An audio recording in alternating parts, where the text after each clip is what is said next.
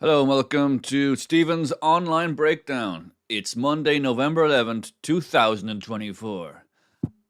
How is everyone doing this morning? It's the start of another beautiful week, not wake. It's the start of another beautiful week here on planet Earth. I'm coming to you live from the internet somewhere in the heart of Ireland. And hope everyone's had let's do that again. Hello and welcome to Stephen's Online Breakdown. Browsing the internet so you don't have to. It's Monday, November 11th, 2024. How was your weekend? Please let me know in the chats.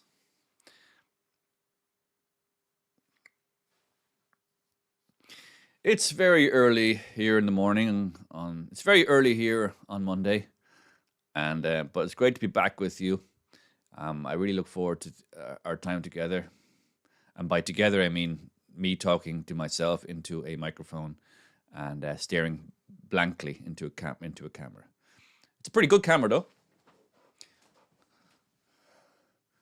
It's a pretty good camera. People have asked me, what kind of camera are you using?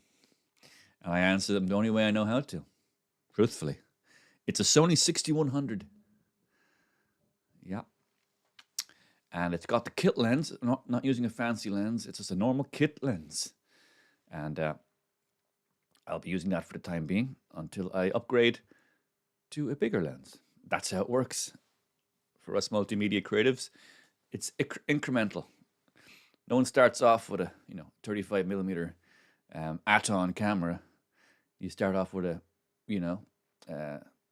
VHS camcorder that your uncle loaned you. That's missing some important features, like a lens cap, or even the ability for the battery to hold a charge for more than 2 minutes. But you got to start somewhere. Do you think Spielberg started off with dolly tracks and 35 millimeter cameras, 70 millimeter cameras? He started off with 8 millimeter cameras, and his dolly track was a wheelchair that he borrowed from a frail aunt. You can see Spielberg's, you can actually check out Spielberg's student films, not even student movies, just his home movies that he made as a kid. You can check them out online. On YouTube, I presume. It's possible. Let's just see if I'm right about that. I don't want to lead anyone astray.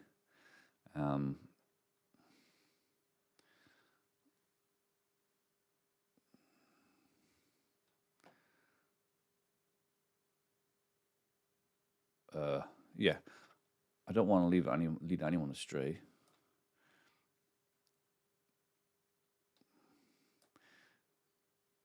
Are Spielberg's student, not his student movies? I don't think Spielberg even went to college to study film. I think he was just a prodigy, a filmmaking prodigy as a teenager, as a kid, and then he just started making films. The way it's the old cliche, but you learn by doing. The only way you learn the only way you learn filmmaking is by doing it, is by making films. From Spielberg to Kubrick to Tarantino and everyone in between. That's the best. No, I went to college to study film, and you might have noticed I have not become a famous film director because I just didn't make enough films. At a young age, I would encourage any filmmaker to just grab a camera as early as you can and just go out there and start making movies.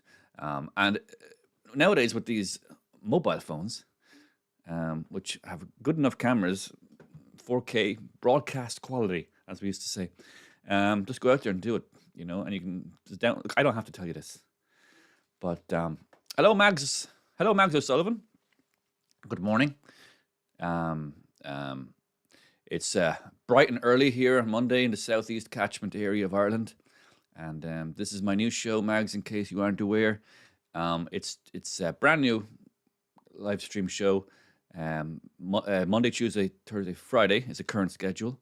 That might change. We'll see how it goes, and it's basically me browsing the internet, coming up with ideas, interacting with the community.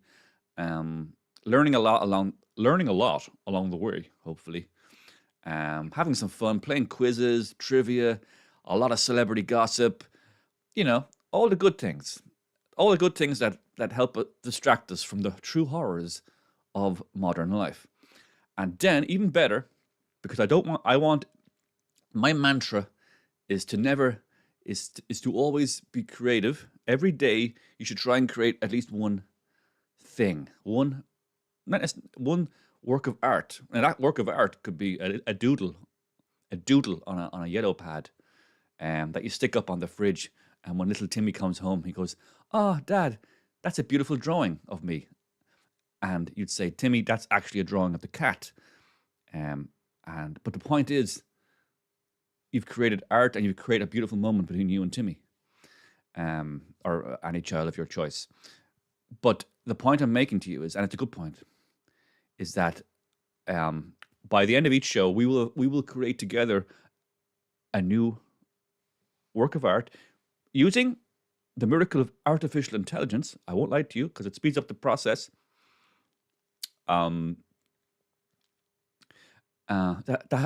It's a new form of art that we will create a new art form that has never existed before, and that's kind of awesome if you think about it. Anyway, it's a bit quiet here in my home studio. My tunes aren't playing yet. I like to play some ambient tunes. Yes, I hear them now. Because ambient music tends to, is like putting some olive oil on a salad. You know, it kind of loosens things up a bit and makes things a little bit juicier and flows a bit easier. I'm a big fan of olive oil. I would drink it like water if I could, but it doesn't taste quite as nice as water. But the point I'm making to you is, I watched a YouTube video about vegetable oil, how so-called vegetable oil is made. Sorry, this should be on the main camera. By the way, in case you don't know who I am, of course, I'm Stephen Stubbs. I'm the presenter of the show. I'm a multimedia creative. And during the show, we shall be creating a multimedia artwork at the end of the show, about 2 hours from now. So you gotta stick with me all the way. That's a mandatory request. In the meantime, as I said, a lot of the first quarter of the show is me going about my normal routine when I log into the internet. And that is basically to browse the internet, get all the latest celebrity news, entertainment news, gossip, behind the scenes skullduggery, all that good stuff. And then I'm going to play a few games to loosen up the brain, film trivia.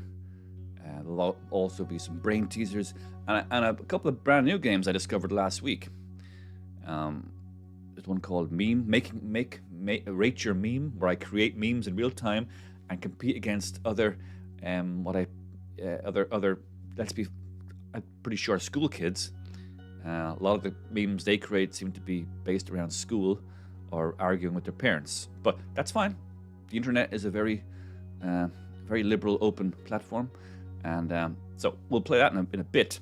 But if you're just joining us for the first time, this is Stephen's Online Breakdown, and I am Stephen, and you're very welcome. Why not say hello, like Mags O'Sullivan has already? And I hope you're having a wonderful and pleasant morning, wherever you may be, Mags, on this glorious day on planet Earth. It's the only planet we got, guys, so let's enjoy it. Let's enjoy it. And best of luck to all the government ministers from all over the world who've gone to Baku, in Azerbaijan, to sort out the climate crisis once and for all. Sorry. Great. So we've got a few people watching across the. We're currently live streaming to Twitch, Facebook, YouTube. Oh yeah, YouTube, and Twitter. We're actually on Twitter as well. Why not? Exeter, sorry, Exeter. Exeter, I think, is a good compromise. Xitter, and it sounds kind of fun, and it sounds kind of clever. It's kind of clever, actually, and it's always important to try and be clever. So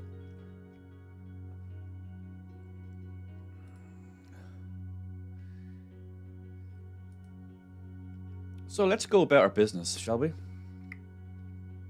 Let's get the ball rolling. Let's start getting the wheels turning here. The wheels of creativity.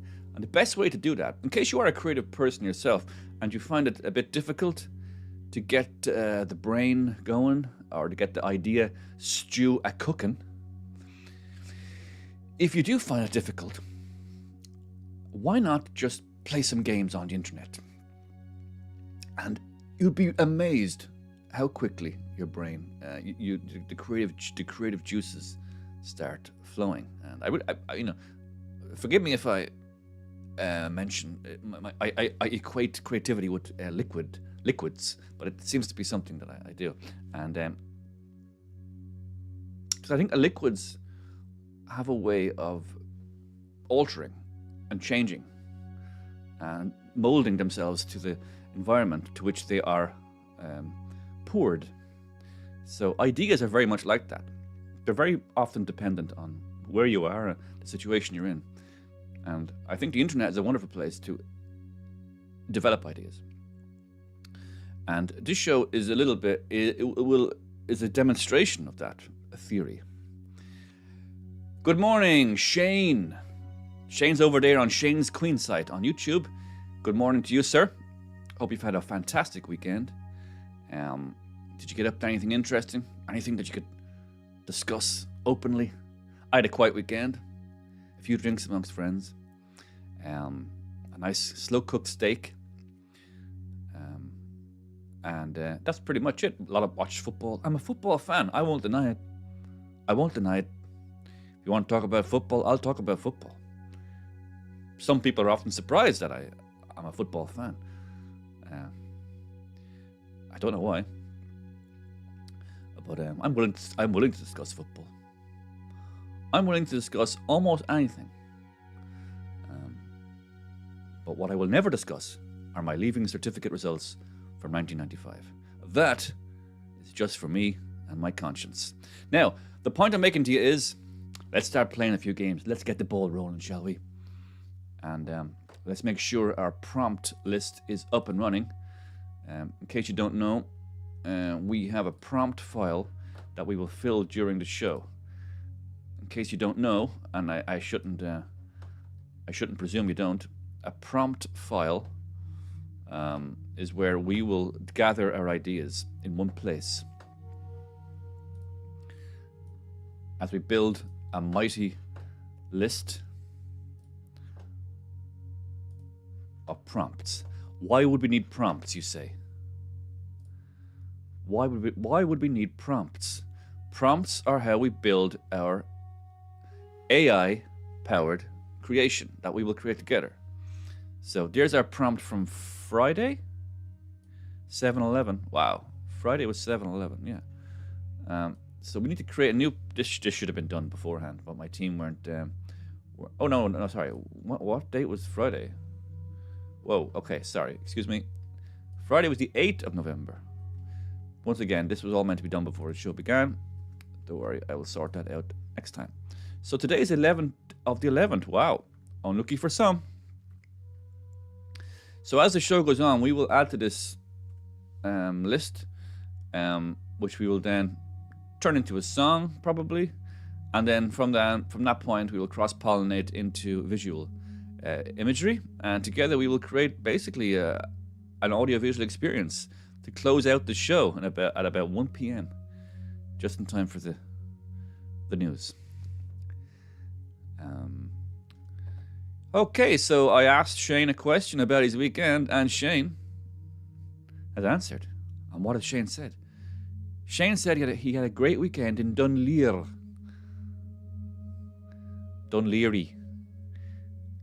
He had great food and a few nice walks. I mean, you can't beat a nice walk, really, can you? And especially in Dunleer. I think Dunleer is the correct way to pronounce Dunleary.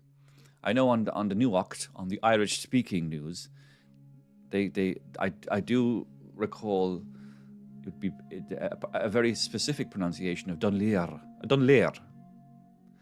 And I think it's nice. It's almost you roll the R's. It's rare in the Irish language you roll the R, I think, isn't it? So if anyone out there is an Irish speaker, please do let me know how the correct pronunciation of Dunleer. For the rest of us, Shane is talking about Dunleary. Dunleary. Dunleary's beautiful. It's got the best. It's kind of like Monte Carlo, but with slightly lower property prices and a lot less Porsches. But other than that, it's pretty much identical. Okie dokie, as we used to say in France. So there's the online breakdown. Let's start off with Monte Carlo. Yeah, Monte Carlo. You know. Now I could type in Dunleary, but I don't think the AI generator will pick up on many.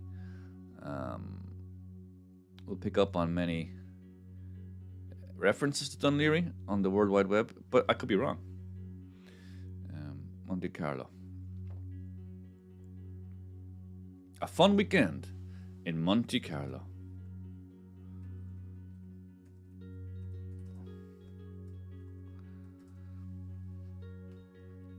And so it begins, So thank you all for joining me.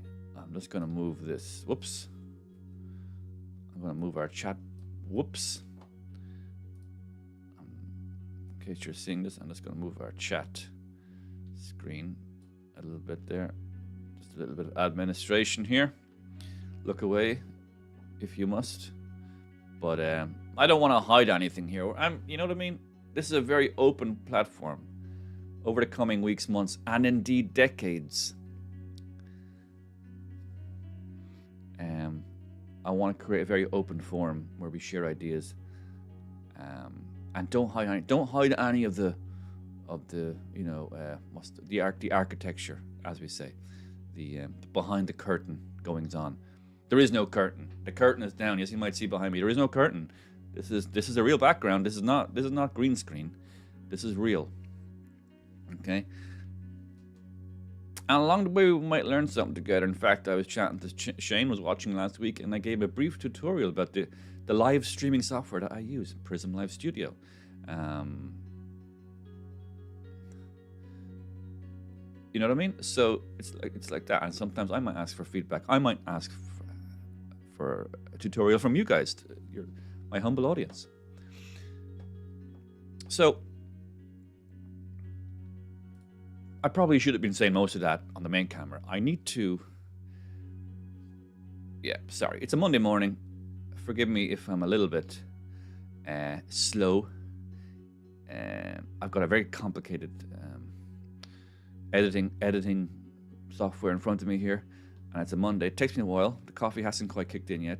But the point I'm making to you is, let us now begin our day with a nice... friendly game of Framed. Actually, no, I had begun that chat.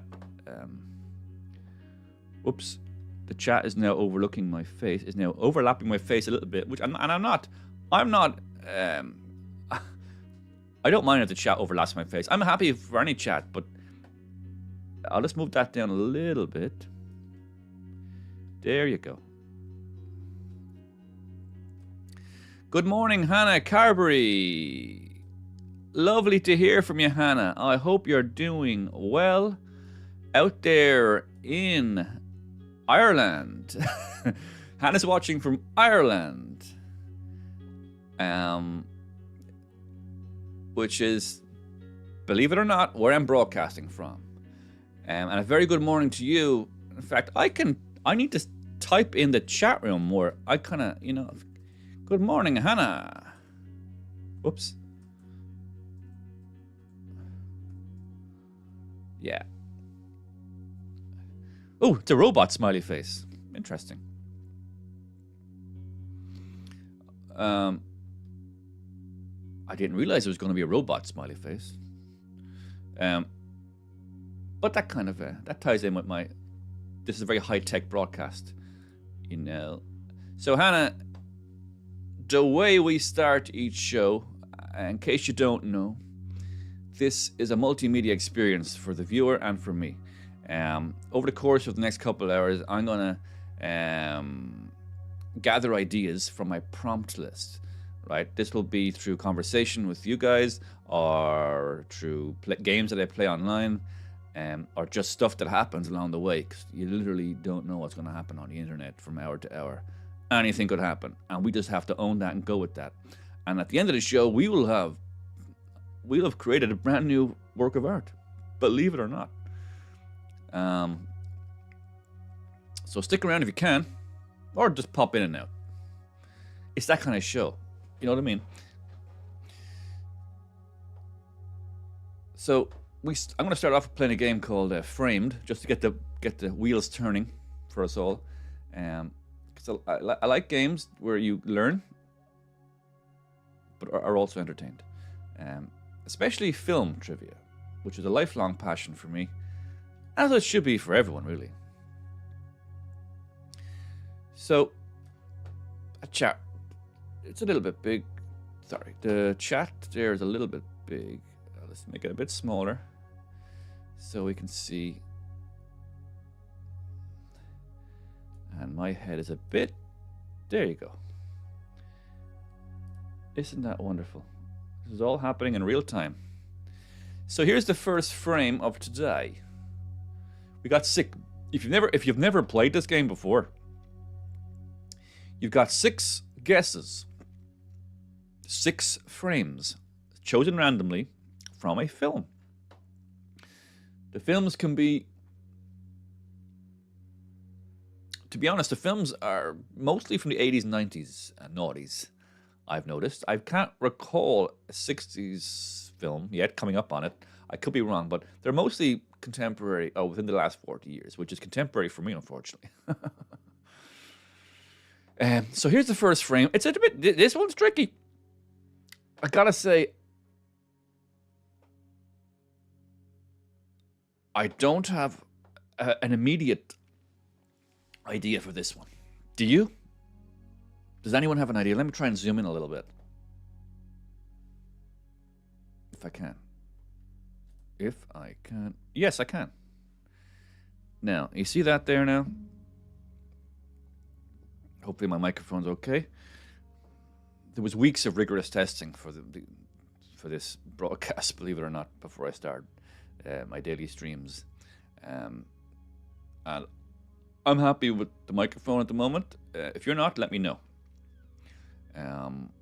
I have it on what's called a far setting, so that I can kind of move around a little bit, and the audio should stay a fairly regular volume level, if you know what I mean. I'm not describing it very well. I'm not an audio guy. I'm more of a visual guy, but and I think visually, the show looks pretty good. I mean, seriously, come on. There's months of work have been put into creating this neon dream behind me. Not to mention the carefully positioned plant. It's a real plant. I'll prove it if you need to. And that's a real guitar. And there's a selection of my awards on the shelf behind me. Call me a sad, petty man, but believe me, if it's good enough for Ricky Gervais, it's good enough for me. If you ever watch one of Ricky Gervais's live streams, the guy has about 500 of his BAFTAs and Oscars and whatever behind him, and Grammys, IFTAs. I'm sure he's got an IFTA or two. He has them proudly positioned behind him at all times, and he's a multi-millionaire, so he doesn't really need to show off like that. I need to show off like that. I've got, was it 1, 2, 3? I have three awards that I'll mention anyway, that I still have the trophy for. I lost one of them. It broke in a house move, and I lost it, what was left of it. But those are the actual 3 awards I still have that I haven't lost yet. But we won't go into that now. Sorry. So we're back to Framed, and with Framed, this is the first frame. It's usually the trickiest of them all. So don't be worried if you can't get it right.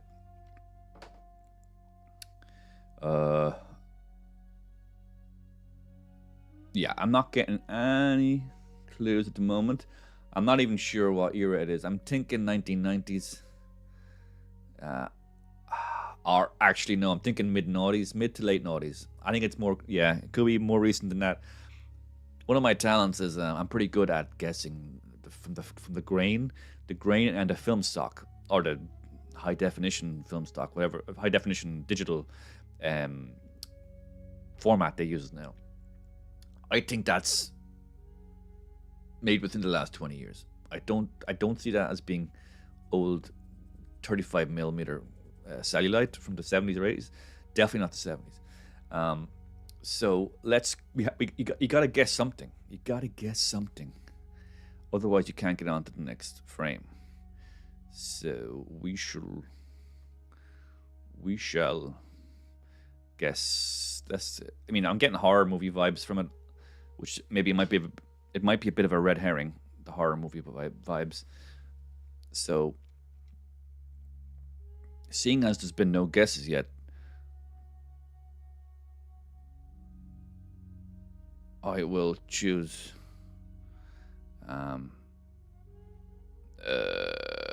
I will choose something like, The Haunting of something. There's so many movies recently. The Haunting, just The Haunting, shall we say?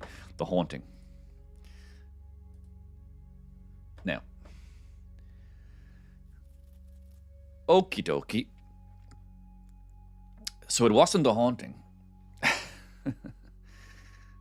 It wasn't A Haunting, and our next. Okay, so but I think I'm on the right track with Can you hear my ambient music? I know ambient music should be quite low in the mix, but I think it might be a little bit too low.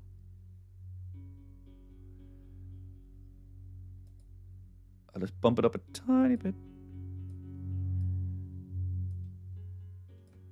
Yeah. So I think I was on the right track when I said horror, but now I'm thinking more thriller, psychological horror at the very least. Whether there's monsters involved or supernatural beings, I'm not too sure about that yet. At the moment, I'm thinking it could be just a real-world nightmare, because man is the scariest of all monsters.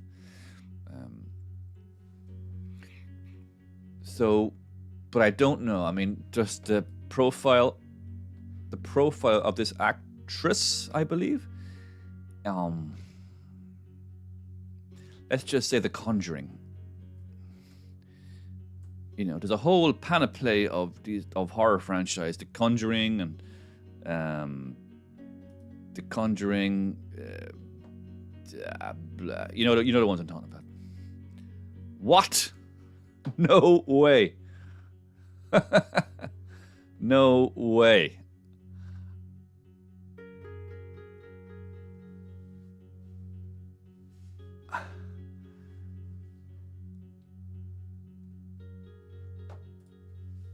I mean, am I good or am I good? I just guessed The Conjuring on the second frame, and I've never even seen the film. Let me say that again. I just guessed The Conjuring, a horror movie that came out about 10 years ago. I've never seen it, and I guessed it on the second frame. How good is that? It's pretty good. Okie dokie. The Conjuring. Yeah. Kind of proud of myself now. A little bit.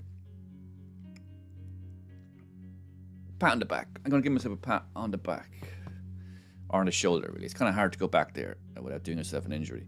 I don't know. I have not seen The Conjuring. I don't even know what The Conjuring is about. I presume it's about supernatural spirits and the conjuring, someone conjuring these spirits into existence or something like that. I want to ask you, I want to ask Copilot, our first question of the day to Copilot. Copilot is our AI friend who helps us during the show. What's the plot to The Conjuring?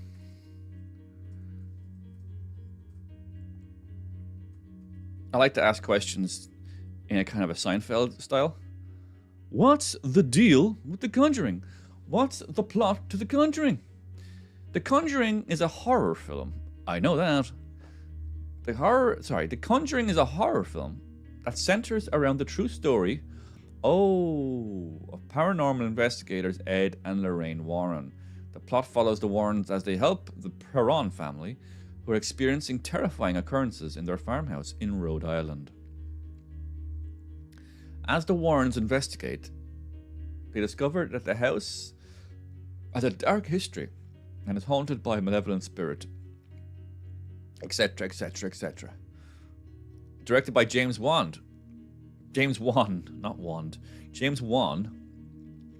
who I believe is behind the Saw franchise as well. So that guy is doing very, very well for himself because The Conjuring was a huge hit. There you go. So something in the depths of my brain might have seen a trailer or a clip from The Conjuring, and it just came from there. It came out of it was conjured, shall we say. It was conjured from my brain. So is there anything from that we can add to our prompt list?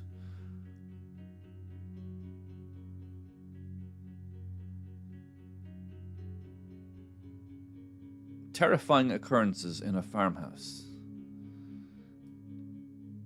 I like that. Terrifying occurrences in a farmhouse.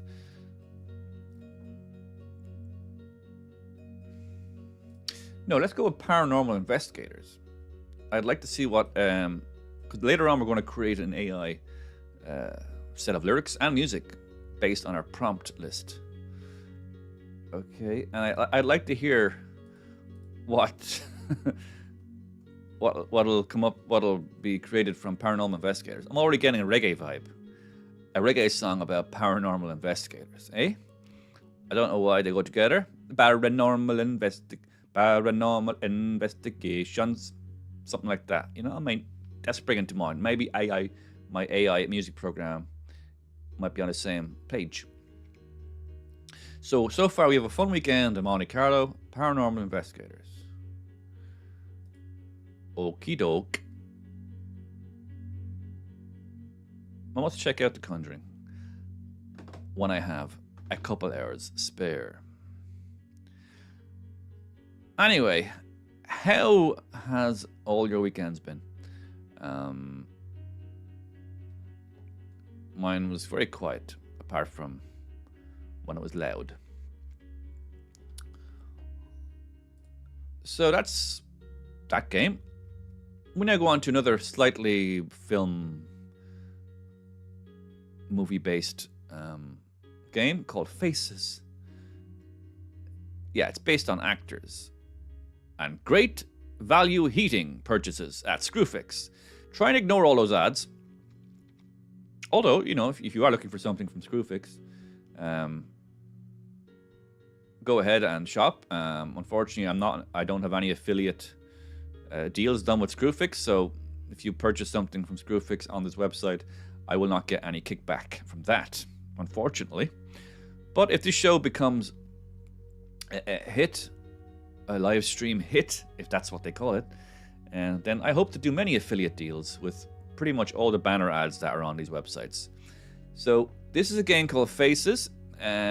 it's pretty much what you see is what you get, as in you guess the two actors in this image. Believe it or not, that's two actors who've been merged together with the miracle of digital alterations. Not physically, because that would kill them both. They've been digitally melded together. And it's a tricky game. I just about got them all right last week, but I was really on the edge. I was on my last guess a few times. So we should start off with our... Why not? With the left-hand portion of this person's face. I don't mean that literally. I mean, it could be... It's not really based on two faces spliced together. They really are melded together to create a brand new human that's never existed before. Much like the art that we'll create later on. Together, stronger. So, if you have any clues, do pop it in the chat. What do we reckon? So, okay, so we'll start off with the female. Now, the right-hand side is a male. So it's a male and female. It's not always male and female. It's sometimes male-male, sometimes female-female. This is male-female, which can make it a bit more difficult. Shane is asking... He's right on in there with a guess or a rhetorical question. Perhaps, is Julia Roberts in there? I can see where you're getting that idea from, Shane. There's definite Julia Roberts mouth similarities, maybe even eye similarities. Why not? It's as good a place as any to begin. So let's ask the machine. Is it... Whoops. Here we go again. Never mind this. This is just... Is it Julia Roberts? It's not the right answer, Shane. It's not the right answer, but it's a great guess. So, it's not Julia.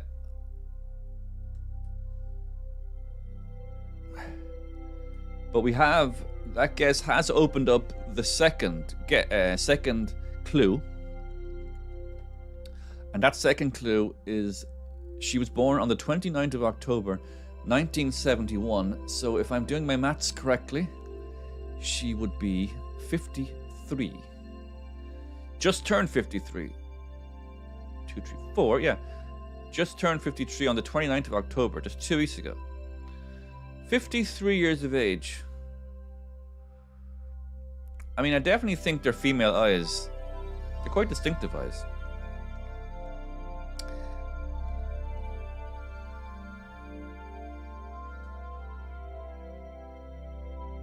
Quite distinctive eyes. Now we'll go over to the male. Now, I gotta say, my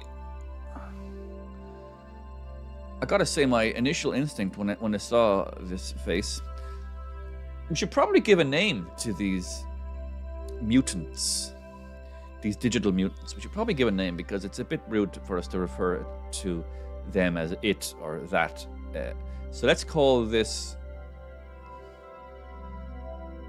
Let's call it, or they, let's call them Mark. Marika. Let's call it Marika. Gender neutral term. Marika. So Marika, when I saw Marika's face, I am sorry, it's a Monday morning. Let me just have a sup of my power juice. 80% protein, 20% milk, so it's quite hard to swallow.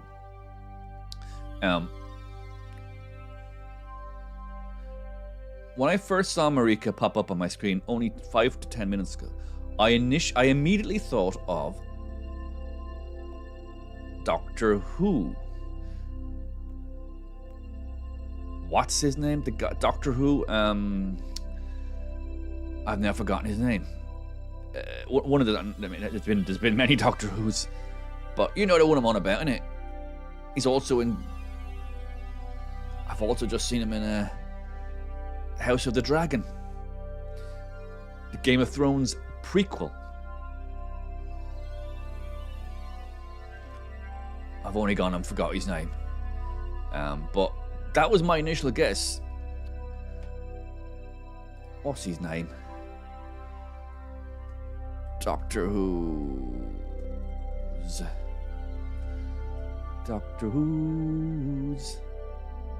Matt Smith, that's who I'm thinking about. I immediately thought of Matt Smith. He's also in The Crown, I believe. I didn't watch The Crown. He played Prince Philip. Gotta say, I don't see the similarity with Prince Philip. Prince Philip was a very handsome Greek aristocrat in his day, and don't get that vibe from Matthew Smith. But that was my initial instinct when I saw that the face of Marika. We're calling this mutant Marika. Shall we guess it? Shall we? Matt Smith. The tension is palpable as I hover above the submit button with my little digital hand. Shane is guessing David Tennant, who's another Doctor Who, but I'm leaning towards Matt Smith. Now, it would be truly extraordinary if I was wrong. It is Matt Smith. Booyah! Booyah, as the US Marines say, I believe, when going into battle. I was correct, didn't it? So I got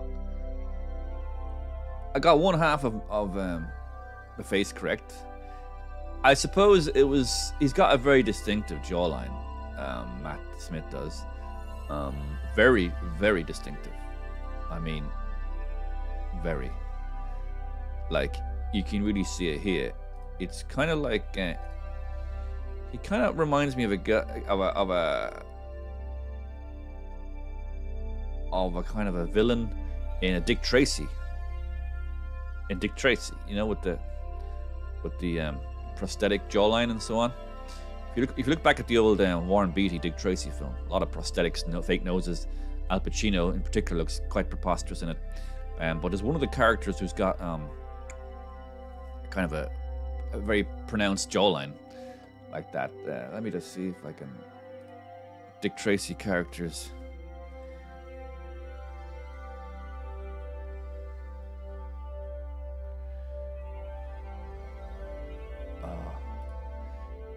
That movie's pretty good. It's a fun movie. You know, we got people like this. Flat Top Jones.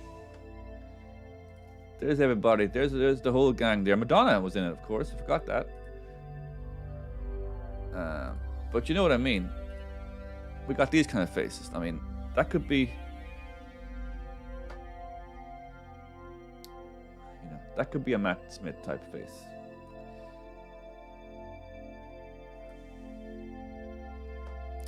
It's tricky for you to see that, unfortunately. See? You know what I mean? That kind of prosthetic jawline action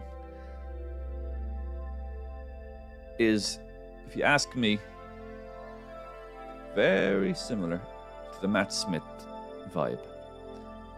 But it's not. Matt Smith is not permanently wearing prosthetic facial appendages. That is what he looks like. And God bless him. He's doing very well with that face. So, wow, he's young. He's born 1982. I thought he was a bit older than that, but he's only a wee whippersnapper for us dudes born in the 70s. Thanks, Shane, for your guess, David Tennant. You weren't half wrong. I mean, you were wrong, but you were pretty close. You were giving me some ideas because I mentioned Doctor Who and David Tennant. It could easily have been David Tennant as well, because David Tennant has a very beautiful jawline. Slightly more almost feminine jawline, pretty feminine jawline, while Matt Smith has a more masculine kind of Dick Tracy jawline. So I'm correct. So we've got to go back to the female now. Julia Roberts, it's not. Now, who are we thinking now?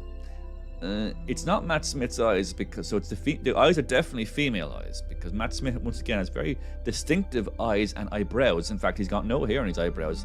I've noticed that, and his eyebrow hair seems to have deserted him somewhere in the last 5 years. I didn't notice that. I'm not the only one who's noticed that. A lot of people online have noticed Matt Smith's disappearing eyebrows. And check him out in the new House of... I thought it was an affectation. It was a makeup decision in the new House of the Dragon show to remove his eyebrows to make him look a bit more spooky and weird and more like a Targaryen with the lovely blonde hair and stuff. So I thought they had given him blonde eyebrows. But then I looked a bit closer on my massive TV. I zoomed right in, and here we go. Matt Smith eyebrows. You see him there. That's him in. That's Matt in as the evil Targaryen dude.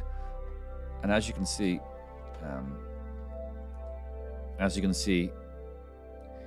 his eyebrows seem to have disappeared, or there's very little left. There's another picture of him. See, there you can really see it's prominent. It's prominent there. Whoops. Why doesn't Matt Smith have eyebrows? The disappearance explained. Oh, wow. This is... Okay.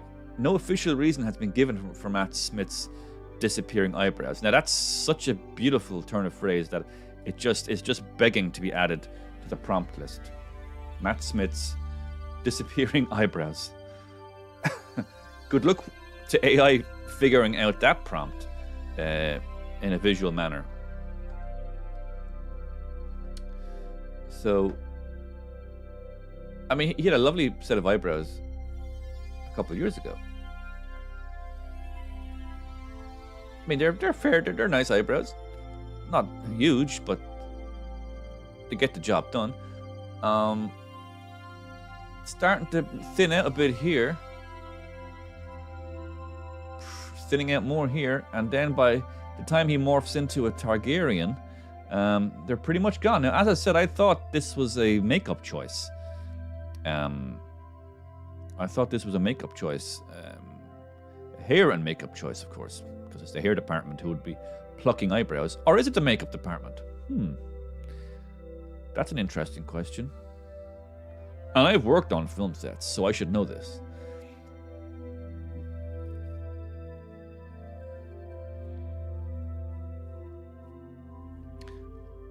Anyway, does this clickbait article actually... Okay, unfortunately for the curious, Matt Smith has never publicly addressed slowly losing his eyebrows over the years. Of course, it's clearly occurring. One only needs to look at Smith at the beginning of Doctor Who to Smith in the second season of House of the Dragon, to see the difference.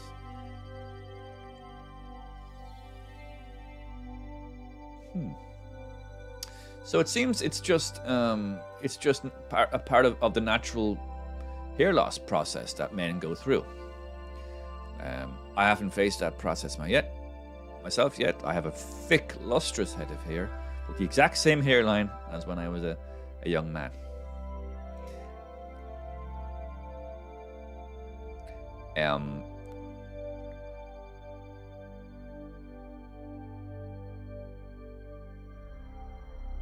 So he hasn't really explained it, and he doesn't seem too bothered by it. I mean, it'd be very easy just to say to the makeup artist, "Will you put my eyebrows back on, please?" But he doesn't seem too bothered, and it does kind of suit the character of his Targaryen character. I can't remember his name. I can't remember half the names in the Game of Thrones universe. So, yeah, Matt Targaryen. But he doesn't seem too bothered by it. Maybe AI has a bit more. Maybe Copilot has a better. What's with Matt Smith's eyebrows?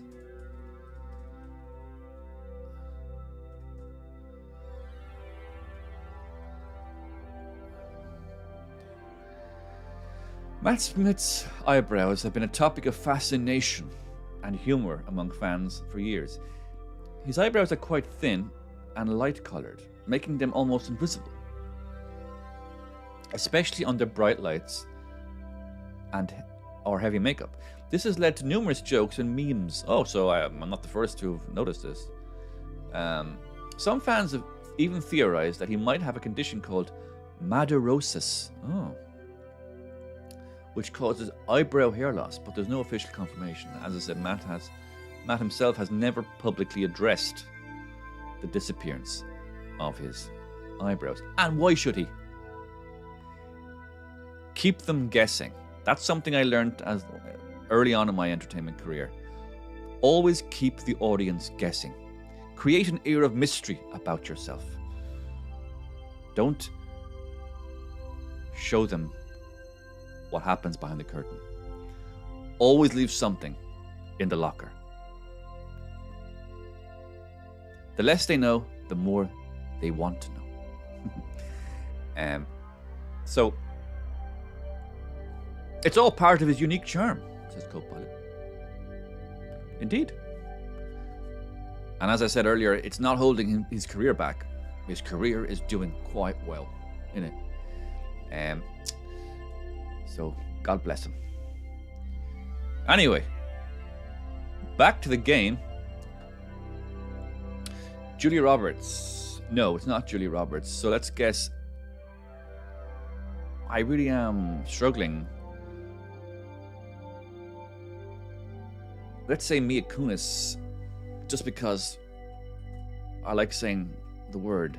This is Mila Kunis. She's not even on the list. Let's guess anyone. Julie Louis-Dreyfus is just as good a guess as any. That is Elaine Bennis style hair, you know, from Seinfeld. Let's just guess her. It's not. Okie dokie. Okie dokie. This is actually quite easy, isn't it? This is actually quite easy. Let me put myself back up there. So, the next clue is a bit of a stonker, an absolute whopper of a clue. This lady actress is known for Edward Scissorhands, Girl Interrupted, Black Swan. Black Swan? Oh. Okay, so I mean, we all know who it is, don't we? It's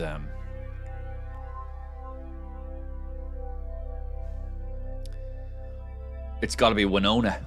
Wino forever, as Johnny Depp refers to her on his arm, because he used to have a tattoo that said Winona forever, and now then he changed it to Wino forever. You know, he's a clever guy, isn't he, Johnny? Witty. But one thing I would mention to any up and coming Hollywood heartthrobs like Johnny Depp and Tom Cruise and Matthew McConaughey, you know, when you're starting off in your career, you're going to go through a lot of celebrity girlfriends. It's probably not a good idea to get their names tattooed on your body. Just wait at least let's get the first 5 years of your career out of the way first, and then start the tattooing. Yeah, so Shane is saying Mila Kunis, she's not old enough. Correct, yeah, she's not. I know, actually, that's a good point. Mila Kunis is about 40 years old now. She's getting on a little bit, but yeah, she's not 53. But of course, who is 53? It's got to be Winona Ryder, Shane. Weirdly, I don't remember her in Black Swan. The ballet horror. The ballet horror. Is that what it's called? Is that the genre? Ballet horror? It's a very niche genre. I think it exists for like one film. Yeah, Winona Ryder. All right, we need to get this show on the road, Shane. So let's get this in the bag. Winona Ryder. Boom! You got it. So, Winona Ryder. Yeah, I mean, it looks pretty much like Winona Ryder, apart from Matt Smith's jaw and nose. In hindsight, it's quite obvious, isn't it? It's quite obvious. But I definitely see the Julia Roberts there as well.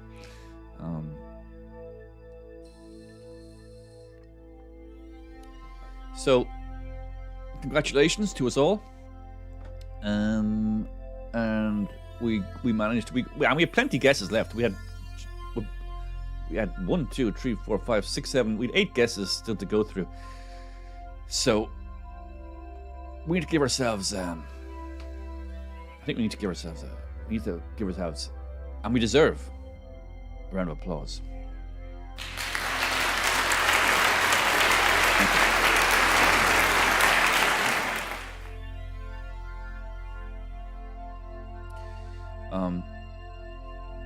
So, in case you're just joining me, I'm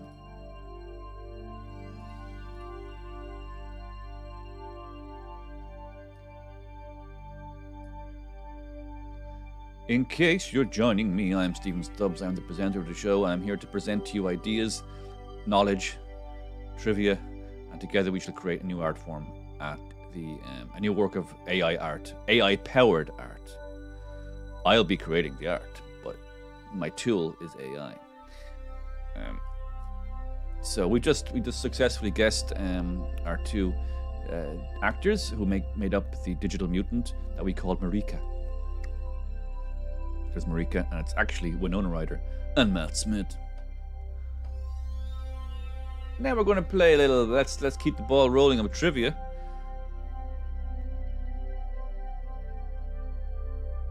Actually, first I want to check in with it on this day. This is a fun little website I discovered that keeps my history gizzard well tickled. If you know what I mean. So on this day, November 11th, on this day in 1620, the Mayflower Compact is signed by pilgrims at Cape Cod, establishing the first framework of government in the territory that is now the USA. So the Mayflower Compact I presume means agreement, is signed by pilgrims at Cape Cod, establishing the first framework of government in the territory that is now the USA. Okay, so that was, America's been in the news a lot recently, and it's kind of fun to think that it all began with these Protestant Puritans who came on over on the Mayflower to build a new world, a new heaven on earth. And now, 400 years later, their dream has been realized. In the Trump-led tech billionaire oligarchy that it has now become. Allegedly. So there we go.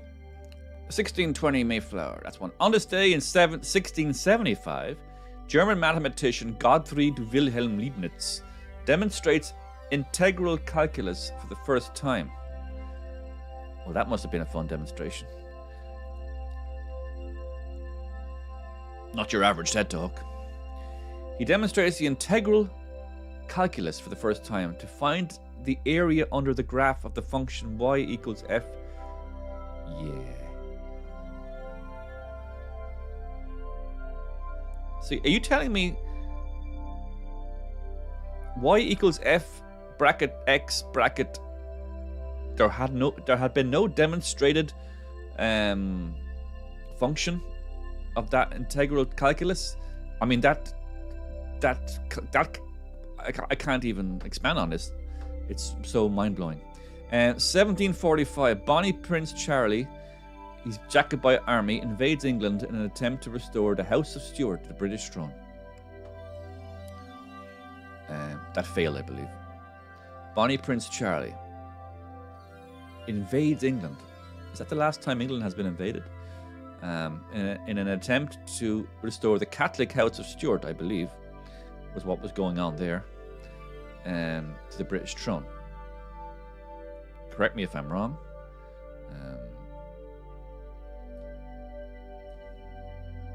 Jacobite army was a Catholic army, yeah?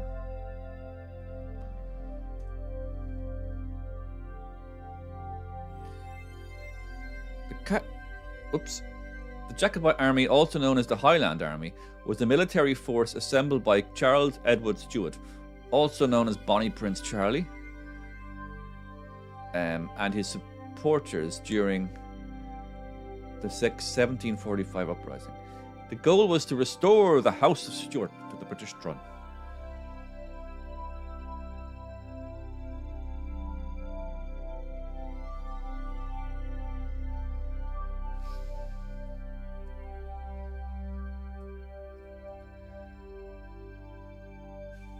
Whoops. The Battle of Culloden was the final and decisive battle. They reached as far as Derby before retreating back to Scotland, with the tail between their kilts. Okay.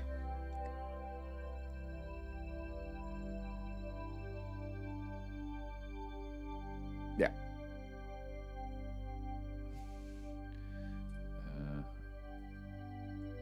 Catholic. This is what I just need to clarify this before we move on with our lives. Oh, the Jacobite army was not exclusively Catholic, but it did include a significant number of Roman Catholic supporters. The movement was particularly strong in Ireland, where Catholicism was a major factor in supporting the Stuarts.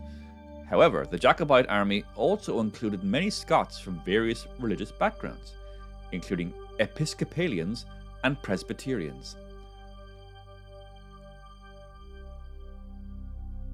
Okay, that's an intro. I kind of like that line. There's something about that line that appeals to me as a song lyric. The Jacobite army was not exclusively Catholic. That's kind of a Elvis Costello vibe to it. I'm going to add that to our prompt list.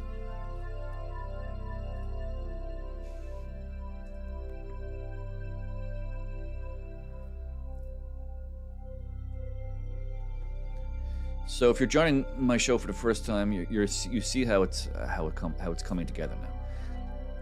The conversation is flowing naturally. We're learning a little bit, and we're also building ideas for our artwork. What will be created later on, innit? So on this day, Bonnie Prince Charlie's Jacobite army invades England. On this day in 1918, oh, of course, it's the 11th day of the 11th month. 1918, World War I armistice signed by the Allies and Germany comes into effect, with hostilities ending at 11 a.m. on the 11th hour of the 11th day of the 11th month. Coincidence? I don't think so. In 1975, and that's them signing the armistice in the railway car. And amazingly, after the war, that railway car was turned into a kind of a museum. And then 21 years later, when Hitler invaded France, or 1940, I think, when Hitler conquered France, then the spiteful little man that he was, with a sense of the dramatics, he insisted on the France signing its surrender in that very same railway car. And there's footage of him doing that, and he looks quite pleased with himself.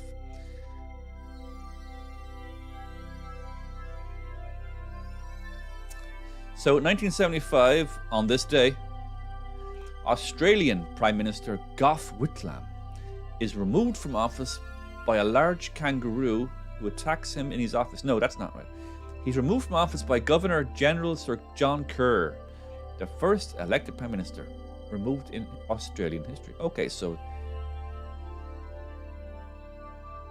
the Governor General, you mean the British Governor General? The British Governor of Australia removes the Australian Prime Minister? Really? Seriously? I gotta find out a bit more about this. Are you trying to tell me as late as 1975, the British governor of Australia, 10,000 miles away, demanded the sacking and indeed did sack the Prime Minister of the sovereign country of Australia? I didn't think they'd have the power to do that in 1975. I need to find out a little bit more as to why Australian Prime Minister Gough Whitlam was removed.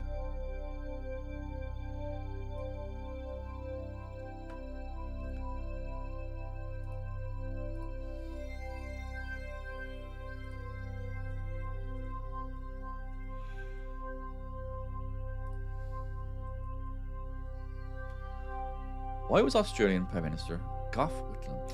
Gough Whitlam, the Australian Prime Minister, was dismissed November 11th, 1975 by the Governor-General Sir John Kerr. This event, known as the 1975 Australian Constitutional Crisis, was primarily due to political deadlock. The opposition, led by Malcolm Fraser, used its control of the Senate to block the government's budget, that old chestnut, creating a supply crisis. Because if you don't approve a budget, pretty soon your economy will collapse. Whitlam sought to resolve the deadlock by calling for a half-Senate election. But instead, Kerr dismissed him and appointed Fraser as caretaker minister, who then called for a general election. This remains one of the most significant and controversial events in Australian political history.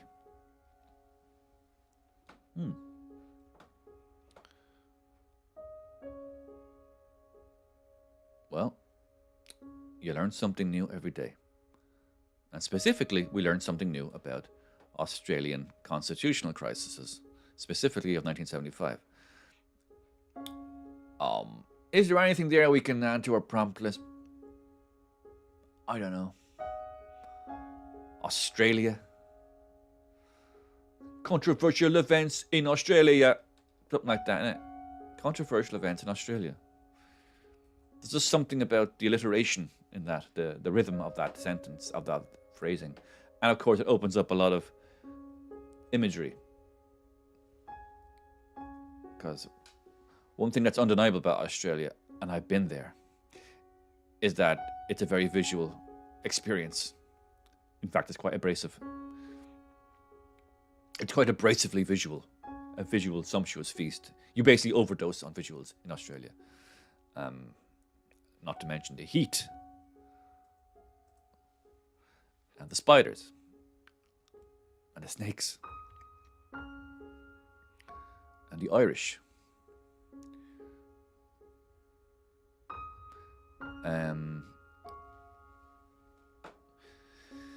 So, that's fun.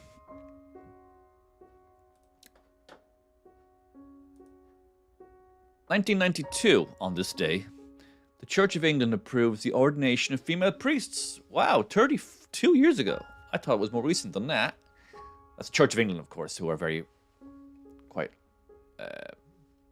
liberal about these things. So, we're still waiting for our first Catholic female priest, are we? Yeah, officially we are. I know there's some breakaway Catholic denominations who have ordained lady priests. Sinead O'Connor famously was ordained as a priest. Or a priestess. Priestess doesn't sound quite right. That kind of evokes other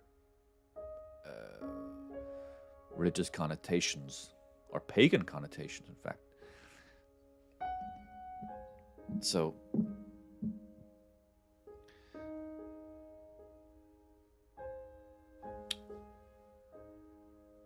on this day, in 1992, Church of England approves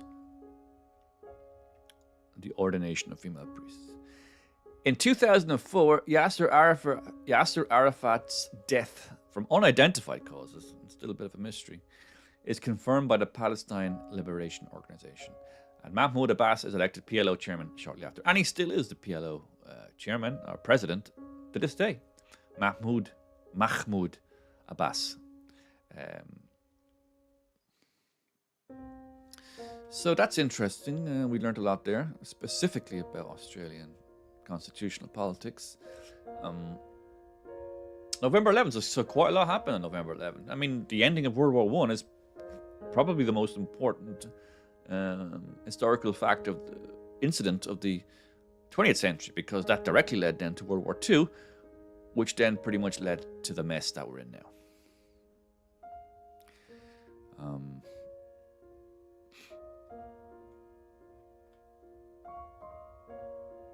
Unfortunately, wars, the history of the world is the history of wars. I often bore people with this theory because they say war is the absence of peace. Peace is the absence of war. And war propels history. It gives history a kick up the ass, for better and, of course, for worse. And it's extraordinary. A lot of what we're dealing with today is a consequence of World War II, which is a consequence of World War I. I know it's 80 years since World War II ended, but a lot of what fuels the tectonic plates, the political tectonic plates between great countries, it's still the detritus, the leftover grievances from World War II.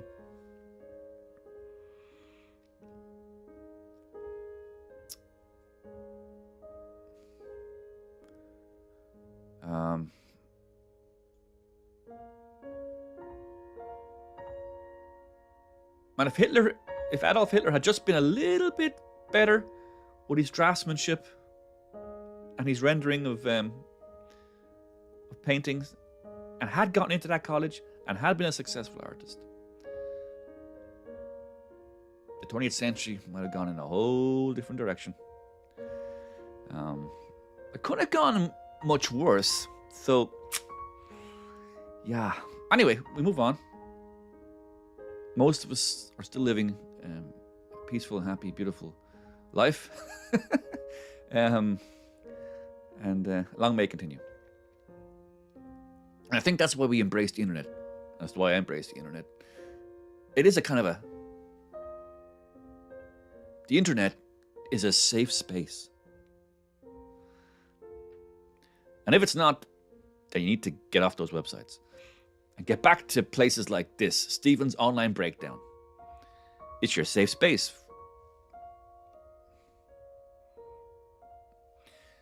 A safe space for creativity, community, chat, and internet browsing.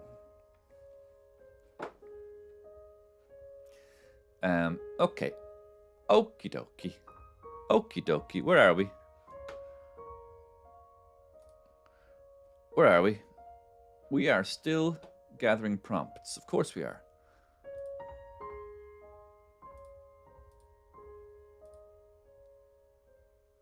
Is anyone watching this on Twitter? Just Exeter, sorry.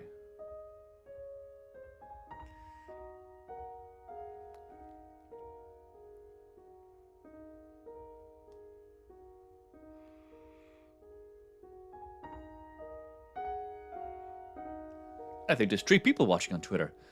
Hello to my Twitter trio. Thank you very much for watching my show. If you're just wondering what the hell you're looking at, it's Stephen's Online Breakdown.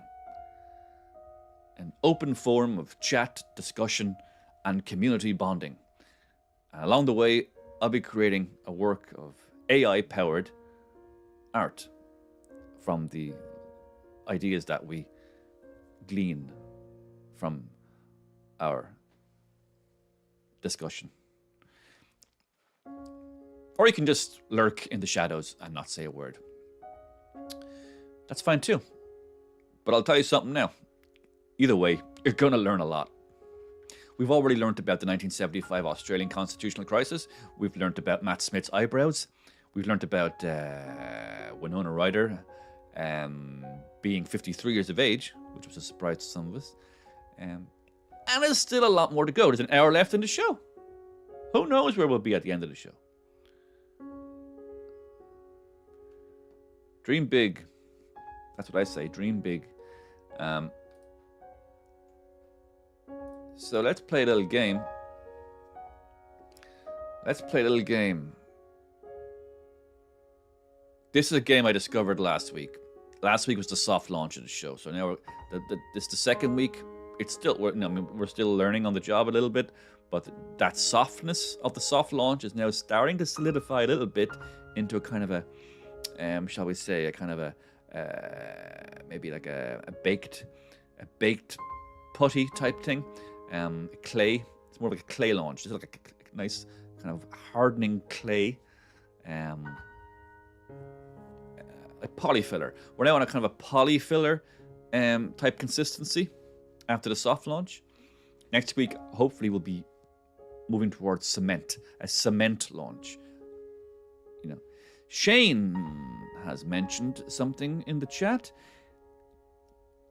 Shane asks, or he says, I wonder if that guy who created the geometry formula in the 1600s, which you discussed earlier, I did, could create a function for the area under Matt Smith's eyebrows. So you're referring to German mathematician. Of course, Shane, you're referring to German mathematician Gottfried Wilhelm Leibniz. And he demonstrated in the integral calculus for the first time to find the area under the graph. So you're suggesting that a mathematical formula or a calculus formula could be created to function for the area under Matt Smith's eyebrows. Yeah. I mean,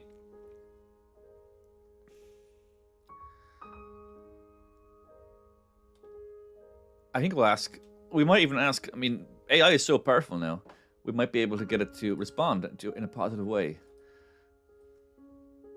Demonstrate the integral calculus.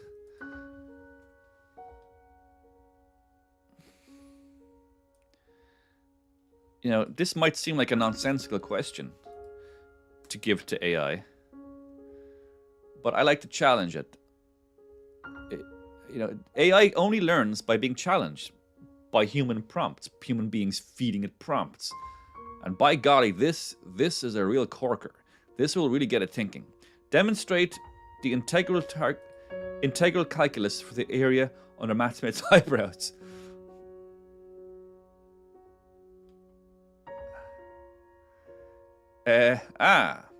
The elusive and almost mythical area under Matt Smith's eyebrows. Let's dive into some math. In integral calculus, to find the area under a curve, you typically integrate the function that describes the curve. I'm lost already. While I can't provide a precise function for Matt Smith's eyebrows, at least he's being honest, or it's being honest, we can use the general method. Let's imagine the shape of the eyebrow as a simple curve. Say a parabolic function. Blah, blah, blah, blah, blah, blah. Define the bounds. Let's assume the eyebrow spans from x equals 0, x equals 0, blah, blah, blah. Set up the integral. Of course, don't forget that. Don't forget the integral. The area under the curve, blah, blah, blah. And then that, all this here, all this jazz. Then you solve the integral, all this jazz. Evaluating this from 0 to 0 to dd, we get all this malarkey.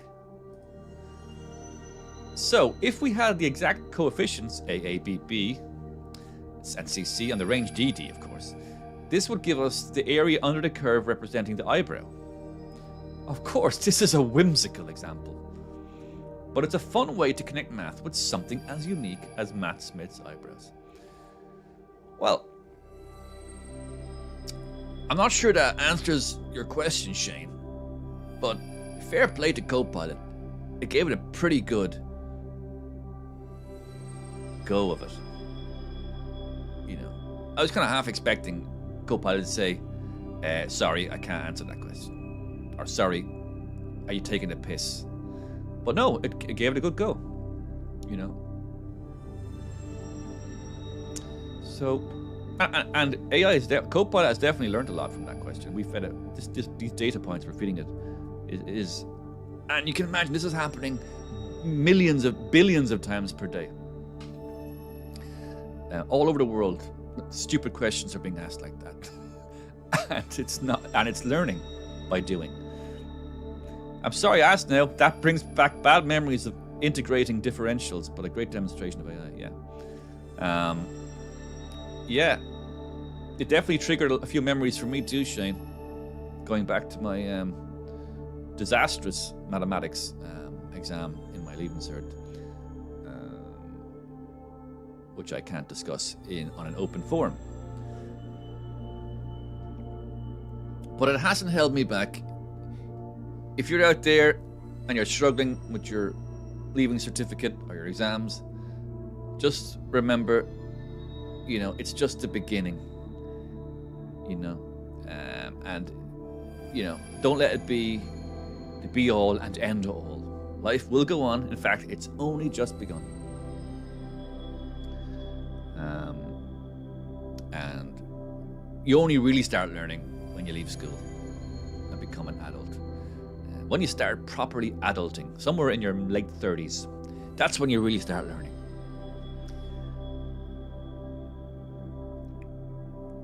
So, okie doke, can we take anything from this? There are 3 types of people out there, says Shane. Those who understand maths and those who don't. That's 2, Shane. But, all right. I get it now.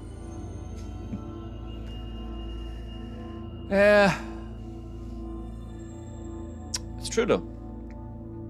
I certainly didn't get it. I certainly was one of those 3 who didn't get it. And when it came to theorems, I just clocked out. I just said, hey teacher, I'm clocking out of this. Give me a call in a couple of years when we're doing the exam, because I will fail it. So I'm going to basically spend the next couple of years doodling, drawing comics. I used to draw comics at school, and selling them for like 5 pence, 10 pence. That was a major profit. I left school with about 20 quid in the bank. So my point is, I just clocked out. I clocked out of a number of subjects in 5th year, 6th year. Just clocked out. I knew I'd fail. So I clocked out and concentrate on other things. I concentrate more on my history and my art and my geography and my biology. I love biology, innit? I love getting cow hearts and cutting them in half and scaring the other kids in the class. That was great. Loved all that. So where were we? We got an hour left. Before we create our beautiful AI creation at the end of the show based on prompts. Is there anything we can glean from this?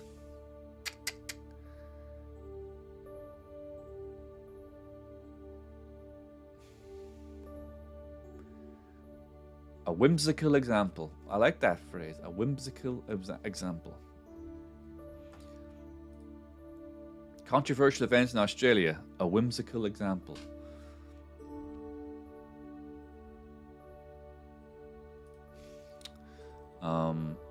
Okay, so as I said, I discovered a lovely little game during my first week called Meme. It's called Rate Your Memes, or I'll show it to you. It's the best way I can do it is just to show you.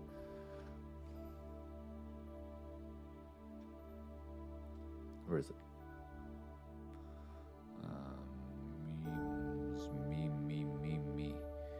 Memes. Make it meme. And there's me, Stephen S. It remembered me through the miracle of cookies, browser cookies. So, public lobbies, private lobby. So what happens with this game is once I click play, I will enter a room of other like-minded individuals. They seem to be mostly school kids, probably not concentrating on their studies, like me back in the day. And then we create and we rate each other's memes, and it is about as much fun as you can have for free. Here we go. You get 5 minutes to create the meme? Wow. So this meme is... I might put myself down here for this. This meme is Saul Goodman angry. I didn't realize there was a Saul Goodman angry meme.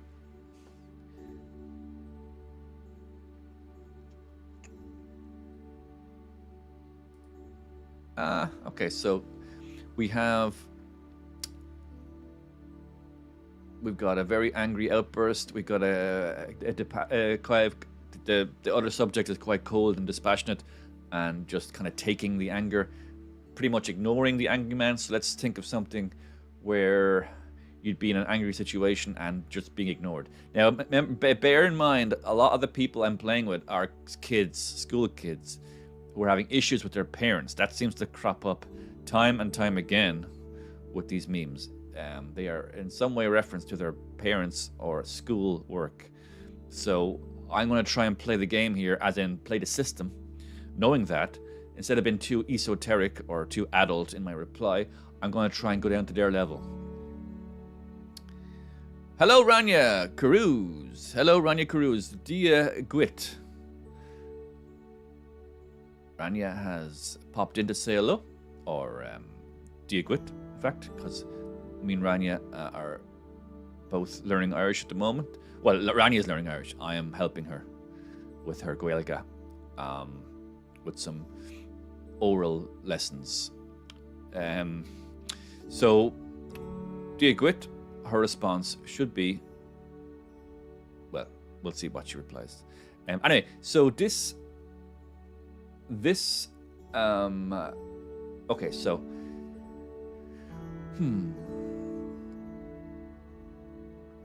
yeah, my reaction when Dad asks me,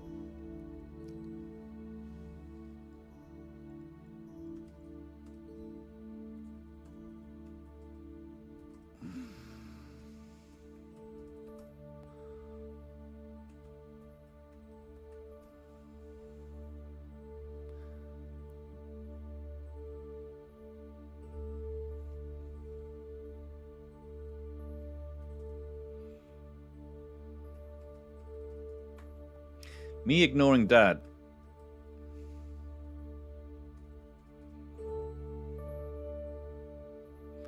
Me ignoring Dad.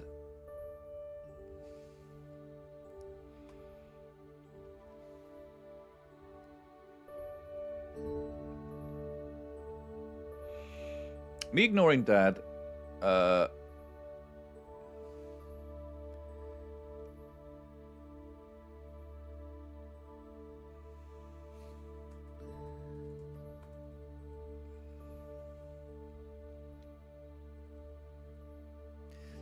Dad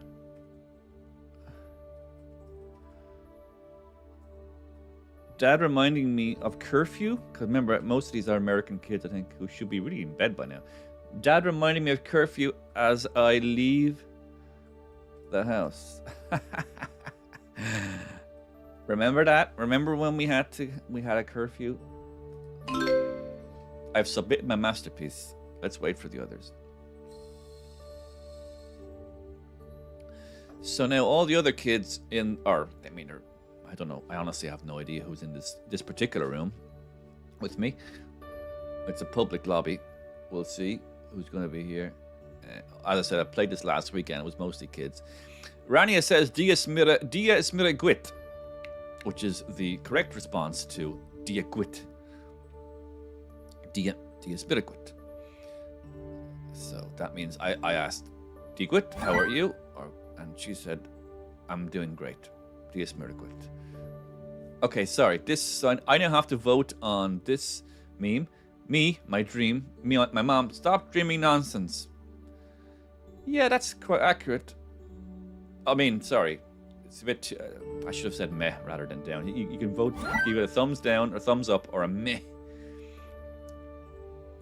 If you can't see the number, you have a cold, have a headache, need sleep, need water. If you can see this number, you are Sigma. What's that mean? Have low blood sugar. That was too much hard work. Memes should not be hard work. Come on. Now, this is more like the weird next door kid, me trying to sleep. Yeah, it's simple. It's kind of cute. It's kind of funny. And it's kind of true. Hey, I clicked. Yeah. I gave that a thumbs up. Mr. Bean meme. Me waiting for my mom to come pick me up from school. You see? You see what I mean? That's a little bit too literal. I'll give it a meh. Sorry. Sorry, kid. A little bit too literal. Gotta be a bit more opaque. Vote the meme. Oh, Skinny song. Don't make me tap the sign. Bro, why you sing this? I have no idea what's going on in this meme. This could have been made by a 6-year-old. They're on a whole different level. So I didn't even vote for that one. Dad reminding me of curfew as I leave the house. I think this is going to do quite well. I think this is going to do quite well with my largely young audience.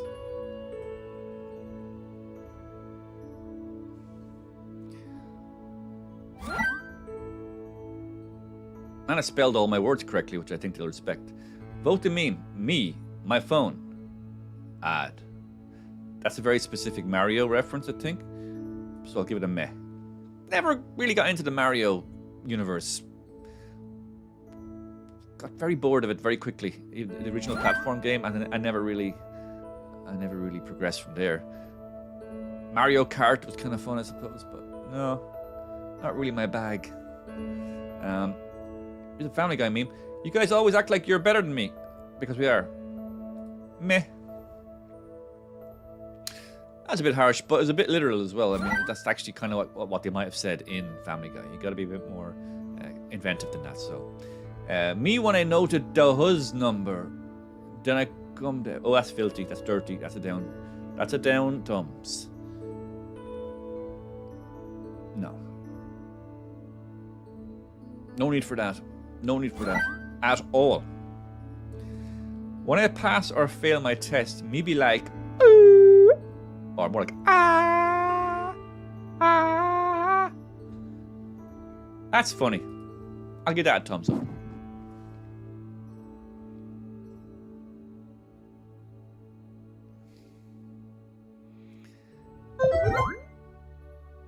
Okay, so the results to that were, that came first. It was a good one. Mr. Bean, second. Come on. Come on. What? I got the least points.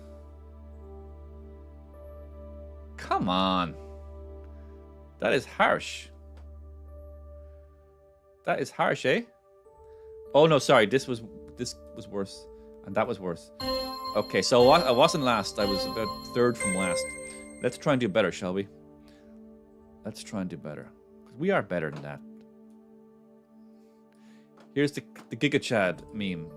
This is, if you're not aware of this, this is he's known as Giga Chad, who I think actually he is an actual real human being. It's not a CGI rendering. I think he's an Iranian model, who does actually look like that. But he's become known now as a Giga Chad. He's become known as the kind of the main mascot of the Chad incel culture. It's the man we all aspire to be, without doing any of the work, such as physical improvement and beard maintenance, because he's got an extraordinary beard. Yeah, it's a real person. Chad, I mean, this. Oh shit! I better. The Giga Chad animated. Yeah, but we got plenty of time on this one. Who is the Giga Chad? Who is the Chad meme guy?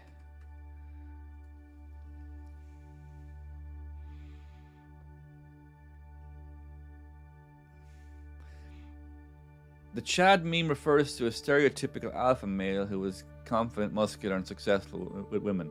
The term originated as a pejorative slang in the 1990s, but has since evolved into a humorous and sometimes sympathetic meme character. I'm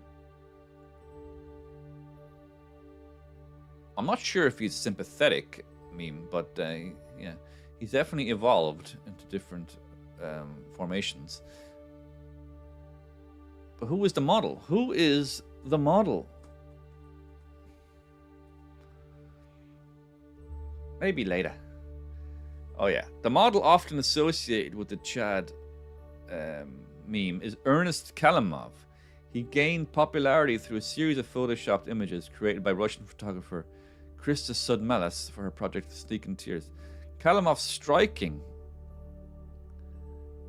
physique and confident demeanor made him an ideal candidate for the meme, which portrays him as the ultimate alpha male. So this is saying that there has been some... Ernest Kalimov suggests a Russian name rather than... I thought it was Iranian. Sorry about that if I led you astray. Let's see what Ernest actually looks like before the Photoshop. I don't know how much Photoshopping has been done. I always thought... I think a little bit was done to the jawline, but I think his physique... His body is pretty similar to that. Yeah, I mean, there he is there. I mean, that's the real guy. That's the real dude. I don't know how much Photoshopping has been done. He does actually have that jawline. Like, I think that's it. That's what he looks like. And a lot, I think maybe some of the definition of his physique has been accentuated with filters and so on. But yeah, he is the Giga Chad.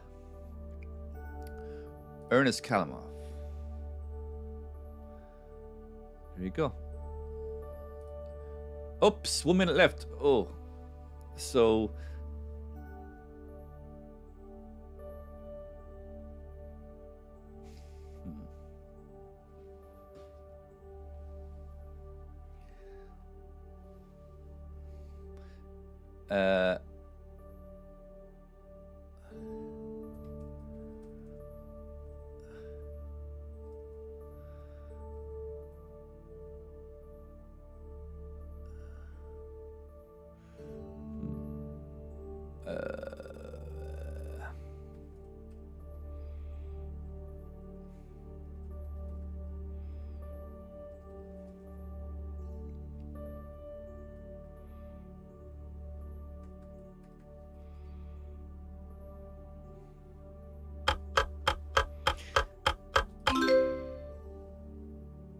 That's a dreadful, dreadful, dreadful submission I made there. That was really poor. Sorry about that. I actually got distracted by the information about Mr. Kalimov. Vote the meme. Me when the new kid plays with someone else. Me when I play with the new kid. I never got to play with the new kid. This time, the time I found a hair trap. Wow, it is so cool. Huh? I don't get that. It's a rabbit and the time I found a hair trap. I don't get it. There's Mr. Andrew Tate, very popular amongst the 8-year-old demographic. Vote the meme. What I felt as a kid with 10 bucks. Yeah, that kind of meets the criteria for a good meme, I suppose. Especially if you're a kid. And you're an admirer. That's, that's poor. That really is. That's my one, by the way, in case you don't know.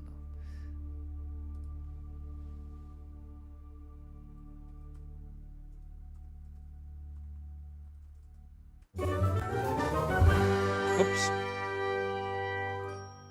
Bump it to the cloud.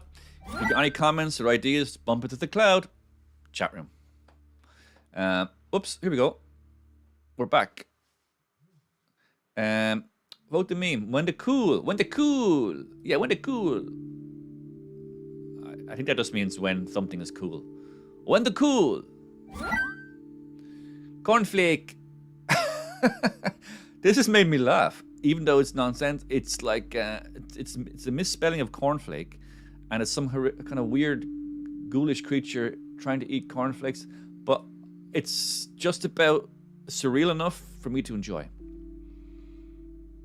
I'm a sucker for misspelled cereals. My brain, your poor mom. Is that what it means? You poor mom. I think the kid just spelled that wrong, so it's a meh.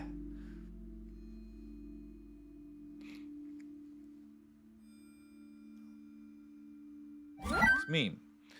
I don't know what I write in this meme. Oh, so I think the kid literally did not know what to write. So they wrote that. So I kind of respect the honesty of that. Thumbs up. Let's go. All memes are voted. Let's see where I ended up on the Hot 100. Okay, so Andrew Tate is first. Kind of depressing. Then I don't know what to write. Oh yeah, see, it worked out. Sometimes we gotta be honest. Cornflake is third. That's fourth. Checking my reflection, minus 200 points. I'm not sure how you get minus points on this, but I didn't come last anyway. That's nonsense. That's when the cool didn't get much response, and the misspelled one is just gibberish. So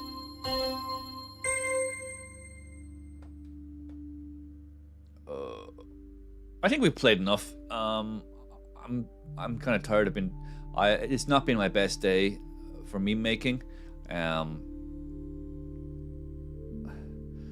I think we need to check in with what's happening in the celebrity world, shall we? So we'll leave the kids there to keep playing Make It Meme for the rest of the morning. Although they should be in school by now. I'm pretty sure these are mostly American kids. What are they doing?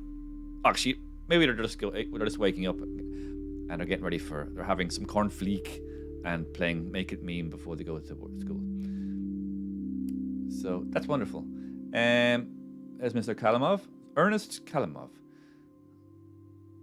There's a fun bit of trivia to mention if you're at a pub quiz about the Giga Chad meme. You can say, oh, his name is Ernest Kalamov. It's a real guy, actually. He really does look like that. Found that out. I discovered that on the Stevens Online Breakdown. You should check it out sometime. You might learn. You'll definitely be entertained, but you might learn as well. Wonderful. Where are we? I thought we'd just have a little peek at celebrity gossip. Our prompt list needs something, just one more, something really dynamite. Not literally dynamite, but just something that to really put the icing on the cake. So let's see what's happening in the wonderful world of celebridom on the Daily Mail Showbiz website. So Colleen Rooney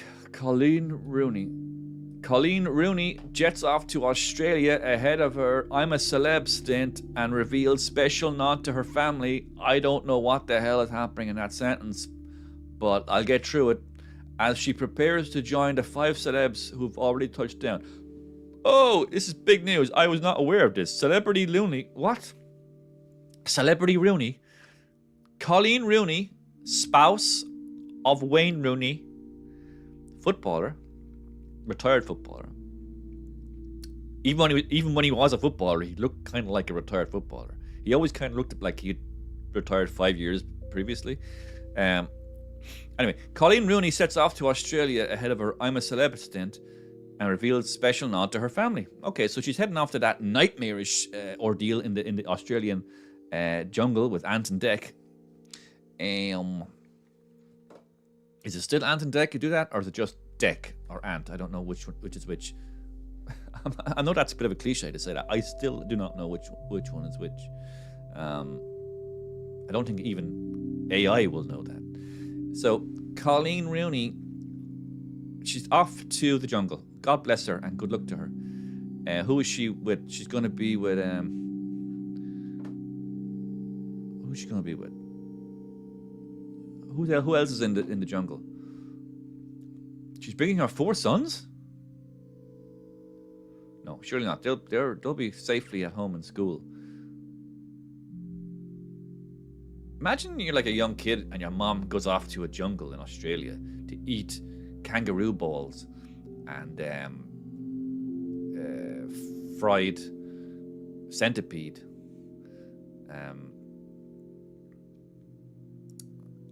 and like with really gratuitous shots of her bathing in her bra under a waterfall, which I'm sure is what's going to happen. Anyway, Colleen Rooney has been pictured at the airport, blah, blah, blah. She is 38 now, wow. She had been paid 1.5 million. Well, now, hold on a second. I wasn't aware it was that much to get paid. 1.5 million. I mean, for 1.5 million, I will eat kangaroo balls. I will eat centipedes. I will hang out with Ant and Dec in a jungle for 1.5 million. But not a penny less.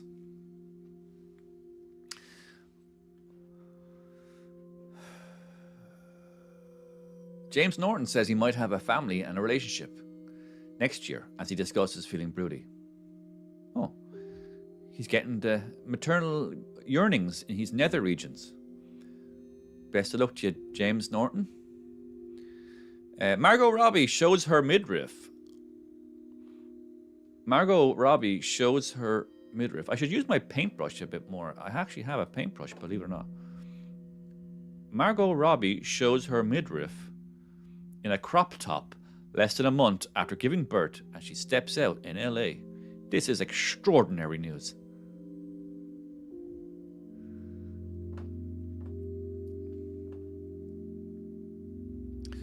Has Leonardo DiCaprio finally found love with Vittoria Serretti and ditched his under 25 role? Well, I'm sure she's not 50. He's 50. I'm sure she's not 50. I don't care enough to click on it. Ant McPartlin looks exhausted as he works up a sweat during grueling workout ahead of I'm a Celebrity. Yeah, it's really grueling to have to kind of give inane, witty banter each night from his jungle lair, along with... Oh, so he's Ant. That guy's Ant. So this is Ant. This is Ant, which means consequently, ergo, the other guy is Dec. Finally, I know. But I'll just as quickly forget. Okay.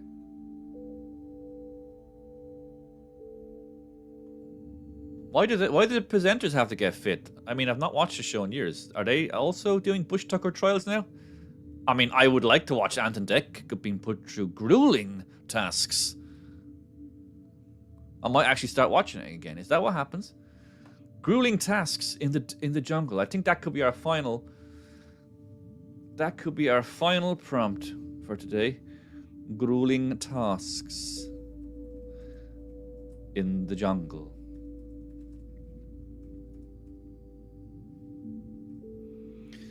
Okay, we got about 30 minutes left in the show, so I think we better start creating our end of show art using some AI tools.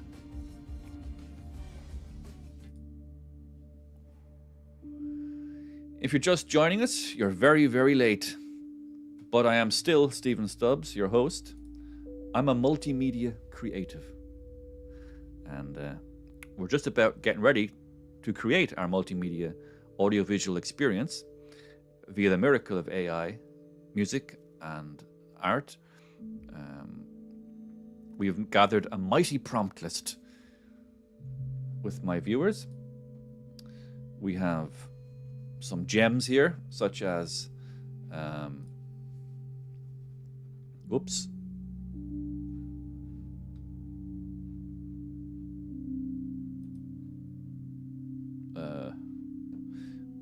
Yeah, we have a fun weekend in Monte Carlo, paranormal investigators, Matt Smith's disappearing eyebrows, the Jacobite army was not exclusively Catholic, controversial events in Australia, and a whimsical example, grueling tasks in the jungle.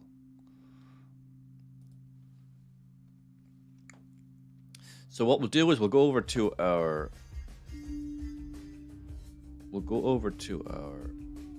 oops, a daisy.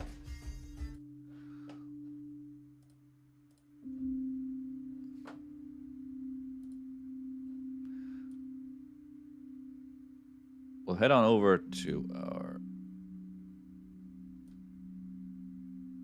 our AI assistant, our AI music assistant, which I personally use, is called Udio.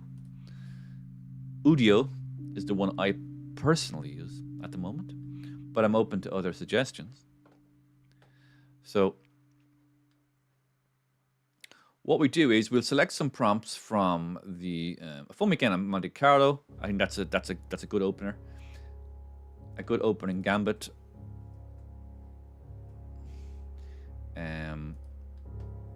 Paranormal investigators. As I said, I got kind of a reggae vibe from just how that sounds in my mouth. Paranormal investigators. A Fun Weekend in Monte Carlo. Apologize for the patois. Matt Smith's disappearing eyebrows is a little bit esoteric, but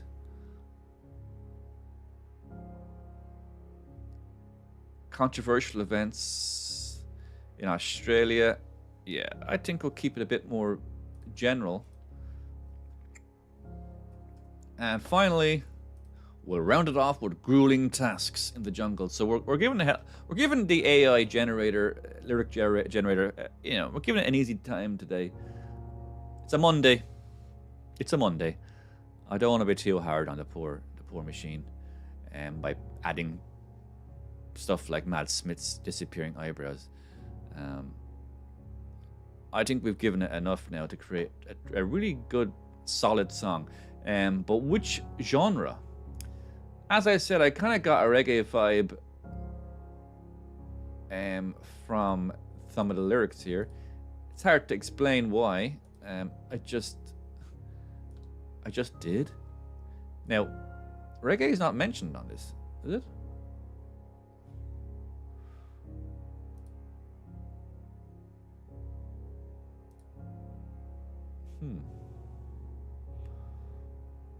Reggae is not actually one of the genres here, which is kind of weird. Kind of disconcerting. It might be under the rock umbrella. Rock.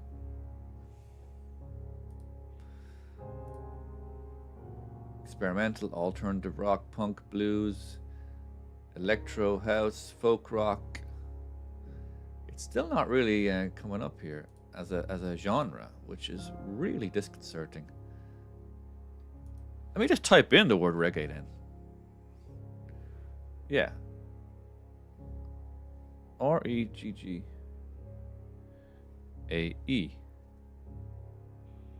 Okay. Anyways.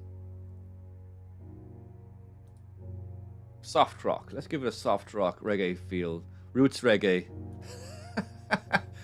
We got a lot going on here. We got roots reggae, soft rock. But we got some great lyrics to play with. Let's see what Udio cooks up for us. And while it's doing that, ladies and gentlemen, we'll head on yonder. We'll head on yonder to our image creator, which I personally use, Runway ML.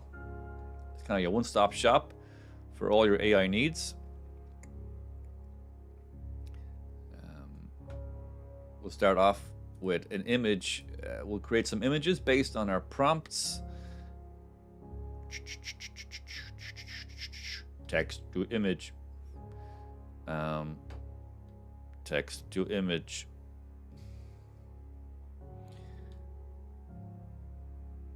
So if you can see there, first we gotta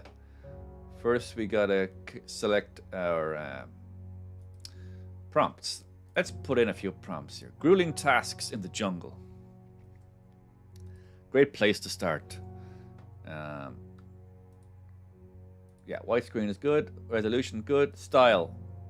Grueling tasks in the jungle. Will we go cinematic with that? Yeah, sure we will. Let's go cinematic. Let's create 4 images based on grueling tasks in the jungle.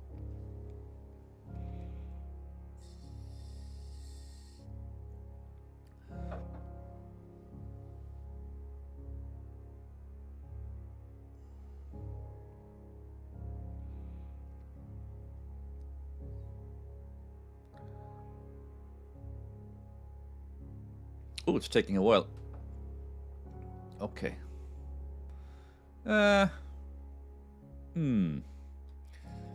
Nothing too spectacular here, he says in a blasé way. Even though what's just occurred is pretty much miraculous.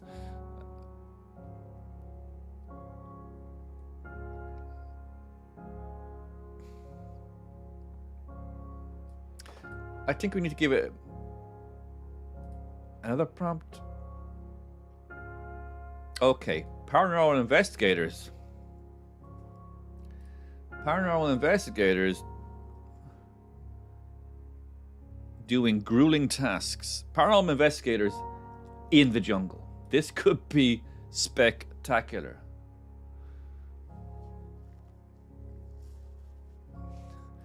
And what kind of style will we give it? Sci-fi art. Why not? No. Yeah? Why not?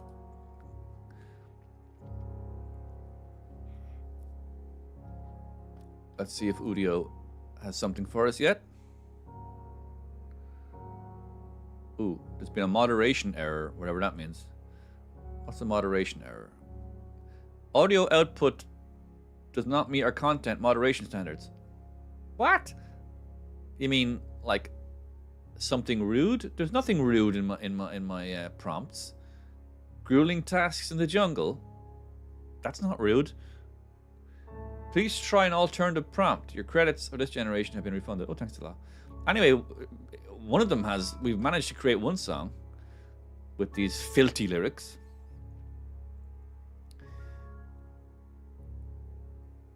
Here's the lyrics. Let's listen to it.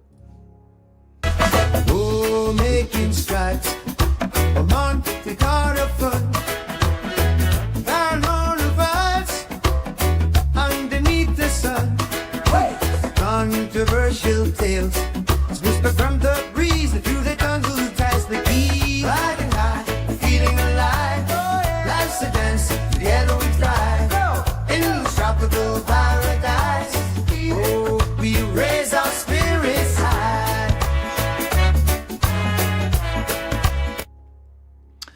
Well, isn't that beautiful? Isn't that pleasant? What a beautiful upbeat reggae, soft rock kind of vibe. No mention of anything filthy or dirty. Nothing that would that should have triggered the moderation people or algorithm. I'm sure it's not. There's no human beings involved. So let's see what. Oh, here's the cool. Oh wow, here's paranormal investigators in the jungle. Beautiful. Yeah, I like this image a lot. I think we'll be using this image.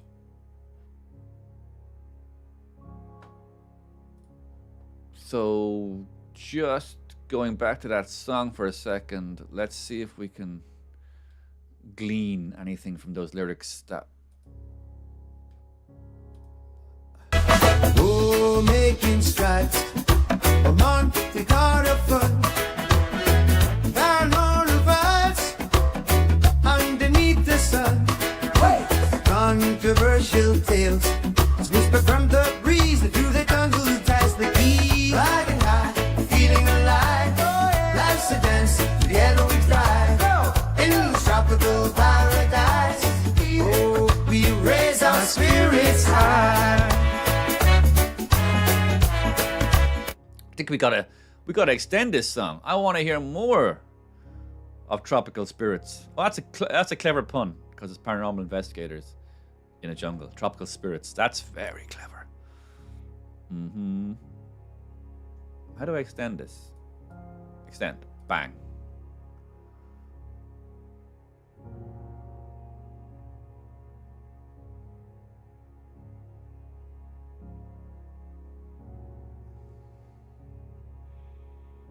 Extend. Okie doke. Let's continue on. There was a phrase there I quite liked. Tropical spirits in the sun.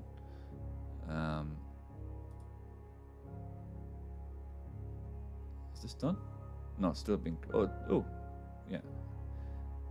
I think it's creating two versions of the extended version.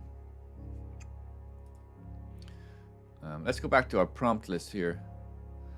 The Jacobite army was not exclusively Catholic. Now, that's such a specific concept and prompt that I kind of really want to know what AI is going to conjure up. I kind of really want to know. Gotta know.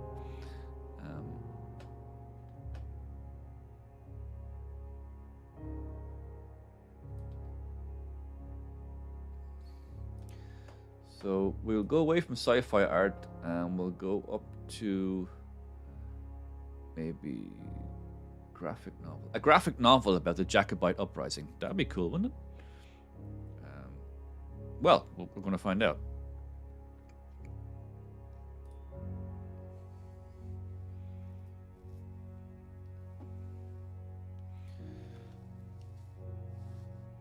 These prompts are quite a male-dominated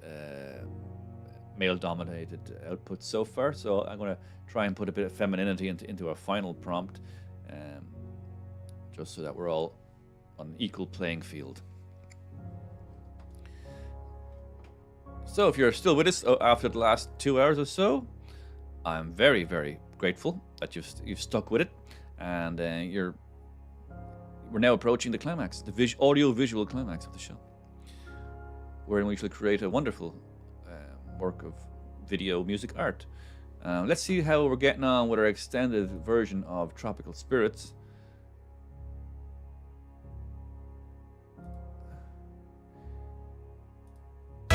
Oh, making strides a Monte Carlo fun. Paranormal vibes underneath the sun. Controversial tales whisper from the breeze through the jungle ties the key. Riding high, feeling alive. Life's a dance, together we thrive. In the tropical paradise. Oh, we raise our spirits high.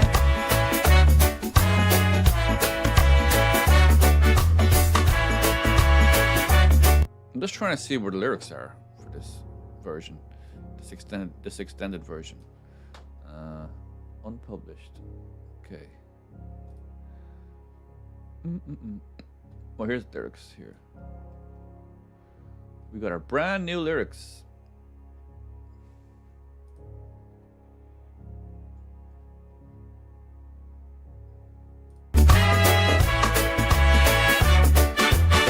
Rolling dice above the Monte Carlo sky. Screeching whispers make us wonder why. News feeds unfold as we share the tale. Truly Aussie outback, surviving trails. Adventure pause, spirits align. Reggae vibes, the energies entwined. Feel the beat, feel the beat. Onto vibrant getaway. Feel it, together we light up the way. Okay, he's really trying to pack in a lot of lyrics there, and the poor guy. So I think we'll just rolling dice under the Monte Carlo sky.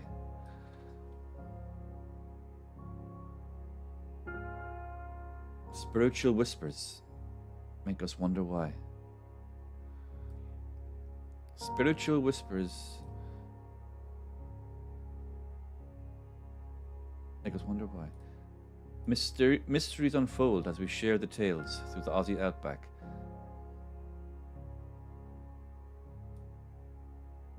Rolling dice under the Monte Carlo sky with my lady. Huh? That would be a real reggae lyric. With my lady. Let's go. Because I remember I wanted a kind of a feminine ending to these prompts. Rolling, an addition, sorry. Rolling dice under the Monte Carlo sky with my lady, Sheila. There's always a Sheila in a reggae song, I think. And I don't need to add the name. With my lady and me. On a boat. Now, because of course, well, I'm doing graphic novel again. I shouldn't have done that. Darn. Oop, there's the Jacobites. I wasn't meant to choose graphic novel for. I should have gone cinematic. Hello, Nikki Davis. Thank you for tuning in to my new show, Stephen's Online Breakdown, which is me browsing the internet, learning a lot along the way, building a community, a big discussion, and then creating a work of AI-powered art at the end of the show. Audio-visual experience, which we're getting very close to now, Nikki. You've clocked in at the right time. So we're over here on this AI image creator website called Runway, and we've just created some lovely images for our final video.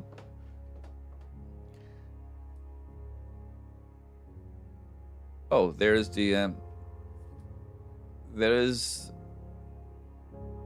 playing dice with a lady in Monte Carlo. And here's two ladies on a boat. Here's some more dice playing. Here's two ladies playing dice whilst they look over at the Monte Carlo skyline. Nice, I like it a lot. I think I might even choose two images from this panorama. Okay, I think we have enough images.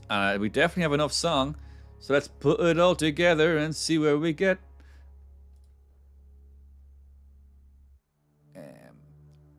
But I hope you're doing well, Nikki. Hope you had a wonderful weekend. Thank you for tuning in. It's a small but dedicated community so far. I'm hoping within the next year to two we'll have at least 10 regular viewers. It's a whole different kind of show. It's probably it's groundbreaking, and with all groundbreaking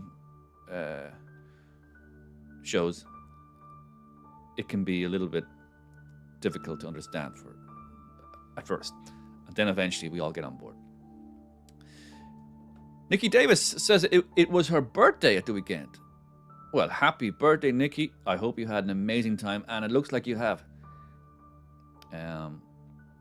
Did you go have a party? Did you go clubbing? Did you go to the beach? Bit chilly for the beach. Actually, it was unusually warm over the weekend. It was here down in Waterford, in the sunny southeast. It was unusually warm. So I hope you had an unusually warm birthday, Nikki. And so we've just created our song, Tropical Spirits. We'll download that now. We'll get that onto my computer where it needs to be. Tropical Spirits. That's a really good pun by AI because there's paranormal investigations going on in the jungle. Very, very clever. Bum, bum. Oh, Nikki went to Tully's down to the Market Bar. So you were also here in Waterford, in the Waterford Viking Triangle area. Although Tully's is not technically in the Viking Triangle. It's in the Culture Quarter. Great. I wasn't too far away myself, Nikki, but I had a quiet enough weekend. Yeah, I don't get out much nowadays. Because I got a lot of work to do here in my home office, which I built with my bare teeth.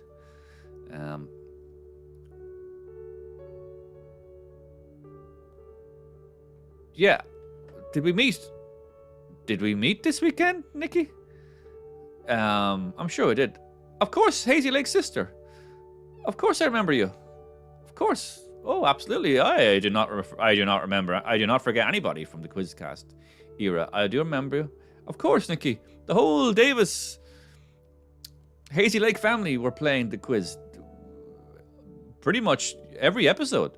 Over the course of 2 years or more. If anyone doesn't know, I used to do a regular quizcast on the internet during the COVID-19 era, which was a huge success. And many people said I should keep doing it, but I will do it the odd time probably. But I'm doing it. This is my new show now, and oh, yeah, absolutely, I remember very much. There's still a lot of trivia. There's still a lot of trivia in this show, Nikki. Earlier today, we were playing games, and we were learning a lot about history. Yeah, I'll definitely bring it back. Hannah Carberry is also... The Quizcast will return now and then, and it will happen in real life as well. I've been asked to do a Christmas quiz in IRL, in real life. So we'll definitely probably get that done leading up to Christmas as a bit of a fundraiser for good causes. Yeah, what I might do is actually, I might do a weekly Quizcast. I might do this show a couple of times a week or during the day, and then because I'm free in the mornings, so I want to make the best of my mornings. And then I might do a weekly Quizcast at nighttime, maybe midweek. That's kind of what I'm thinking at the moment.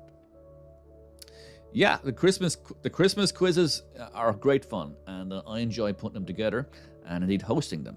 And I really enjoy it when there's no technical problems, because sometimes, I remember last year, there was horrendous technical errors made mostly by me, and it was a bit of a, shall we say, a circus. But I like a good circus. So this time around I'll try and plan it a bit better, and definitely iron out those technical wrinkles down there in the venue, which probably will be Downs', I'd say. This is all very Waterford talk. This is lots of Waterford talk, but I think my only viewers so far are Waterford based. So what we're doing now is we've downloaded our song. I think, yes, we've downloaded the song.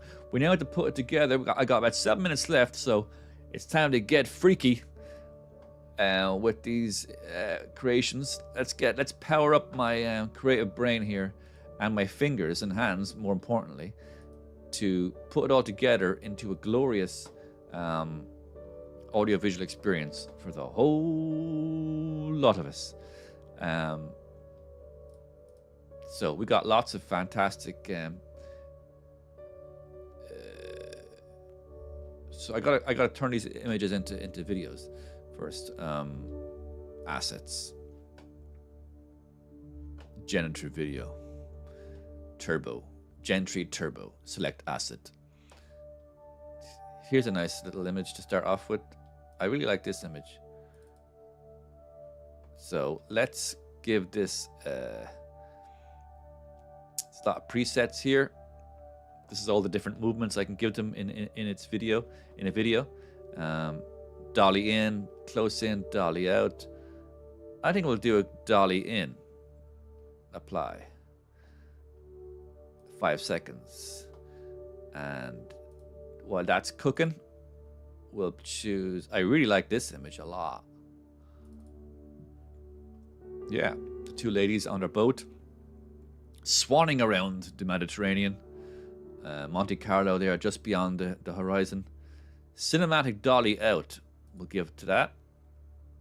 The camera slowly pushes in on our subjects. So this particular AI program gives you some ideas for camera movements. It just saves a bit of time. The camera slowly pulls back and rotates as the subjects embrace. In a friendly way. They're just two friends having their jollies in the North Mediterranean, just off the coast from Monte Carlo. as the subjects embrace. Okay. And then we will select, what do we have? Oh, we have our Jacobite armies. I didn't even look at those images, but they look pretty good here. Beautiful. Let's do a kind of a crane, or what you call it, a dynamic motion for this one. A dynamic motion.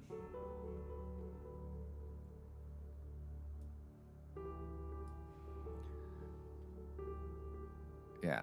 Last time I did dynamic motion on my monkey, I had to create a monkey punk image, chimpanzee punks last week, and they started dancing when I chose dynamic motion.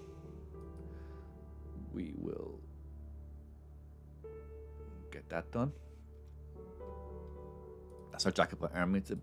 These prompts, today's prompt shows have been a bit all over the place, but we've created some beautiful images. And by we, I mean the AI. But look at this beautiful image here. That is gorgeous, isn't it? We'll do a dolly in our train, high angle, handheld. Let's do a handheld on this.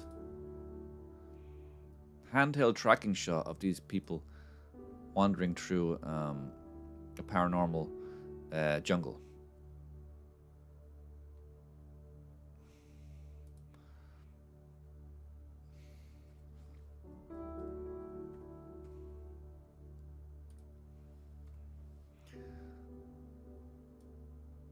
Following our subjects in a jungle.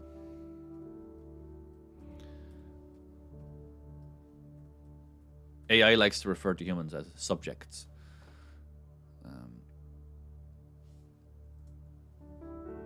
Wonderful. And I think one or two more images will do it.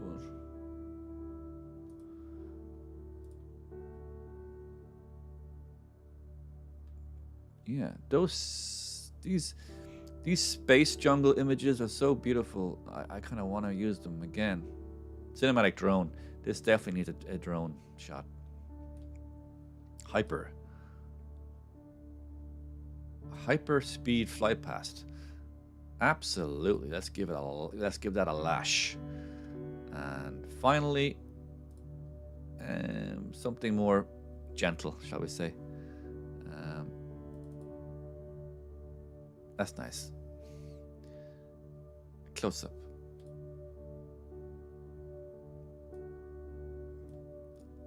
Wow, why not? I'll leave it all in there.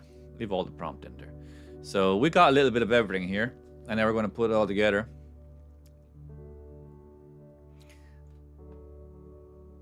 Let's see what kind of movements we got here.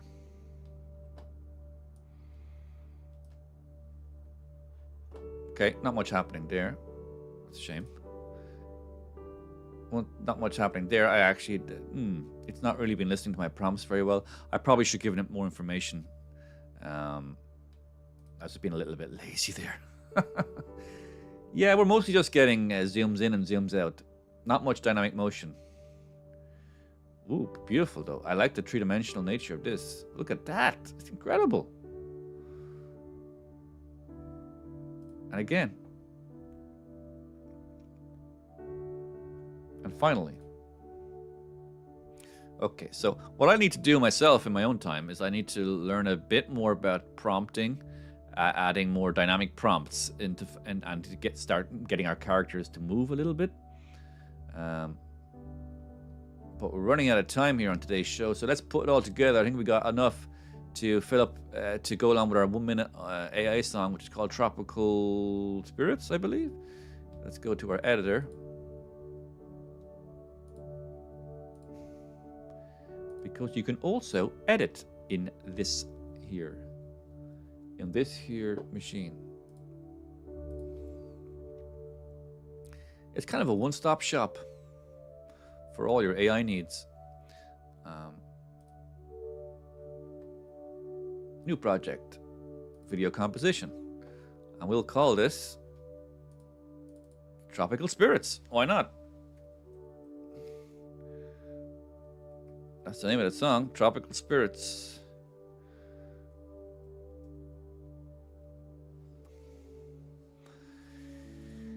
cool, because this all started off. This whole prompt kind of started off with paranormal investigators, which came from our prompt list. Paranormal investigators having a fun weekend in Monte Carlo, and it kind of evolved from there, as these things often do. So I'm going to put myself up there nice and safe, and we will get to our generative.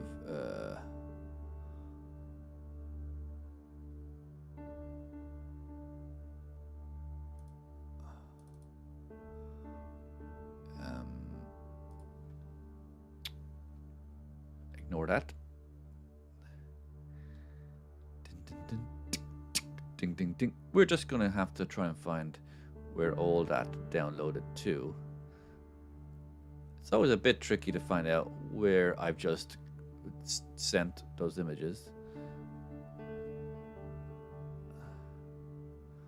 So many images, so little time.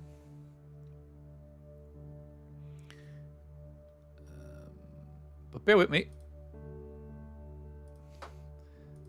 Bear with me. There's a gem from the Quizcast days. Just bear with me for a second.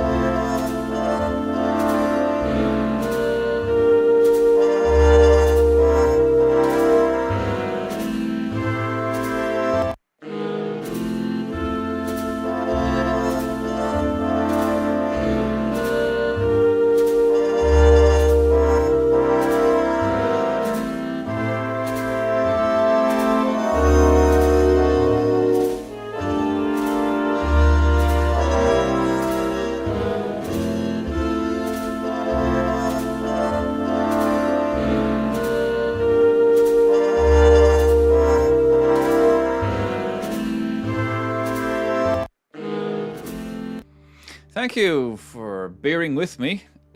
Yes, indeed, lockdown memories, eh? So it's actually a beautiful piece of music on that. I've forgotten how beautiful that piece of music was. Indeed, many memories. But whilst you were bearing with me, I was just importing some video images into my AI maker, Runway ML it's called, and we're just about ready for our big spectacular ending to the show, our audiovisual creations. So here's the first image, which is kind of an establishing shot or a close-up of the and then we're going to go to something more like this, and then we're going to get to our paranormal investigators in some futuristic space jungle, a jungle in space. Then our Jacobites. Doesn't make a lot of sense, Jacobite Uprising bit, but we gotta use it. And then we have our beautiful people in Monte Carlo, just hanging out in Monte Carlo, being the best kind of people they can be, and playing dice, shooting the dice together, falling in love perhaps in Monte Carlo. What a way to end. And then we will just bring in a song now. We will import our song, which we downloaded a little bit earlier on. It was called, of course, where is that gone? Whispers? No, Tropical Spirits. We'll just slide that in. We'll just slide that in underneath.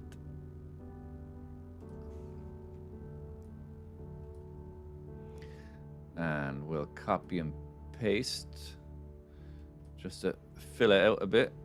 We don't quite have enough images to fill up a minute to win it. Let's see where we are now. Nearly there. Nearly there. In fact, yeah, we'll end on a nice image of the jungle, I think. Yeah, it's beautiful. I love that. I love that image. I love it so much. I want it to be our final image that we see as we scuttle off this mortal internet for the day.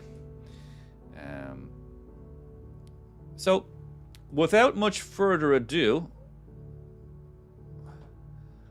I shall play for you our creation that we did together. Through the miracle of conversation, chat, and narrative thinking, improvisation, and trivial nonsense, we have reached our crescendo, our multimedia climax, which today is called Tropical Spirits. Let me just check this out. Oh, making strides, a Monte Carlo fun. Paranormal vibes underneath the. Yeah, it's cooking. It's cooking nicely. We'll export that in its glory. In all its glory, we'll export that.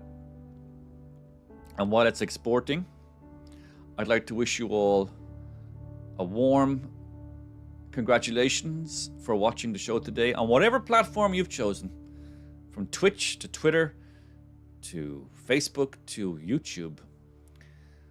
It doesn't matter, because we've all shared in the communal act of creating, and that's what this show is all about. And having the crack and learning a lot. They say if you have fun learning, you'll never work a day in your life, or something like that. So it's still exporting. So I'd just like to give you a reminder, in case you are just tuning in and want to be fully aware of all my socials, all my social medias. I actually have a page for that. Socials. Here oh, look at this! Wow, look at this. My animation team have been toiling all weekend. Instagram, Steve underscore Stubbsman.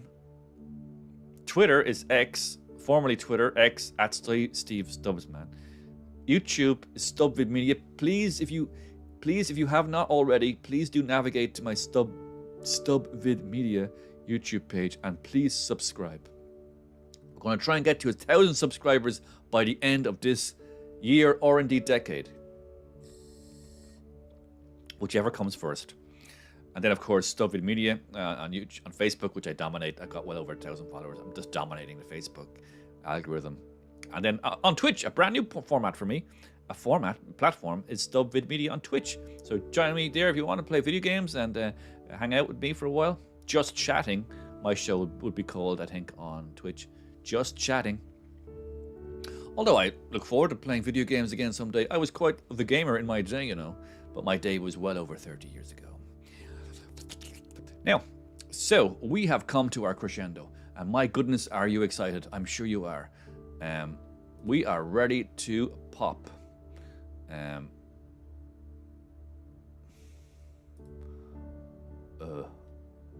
Assets. Tropical spirits.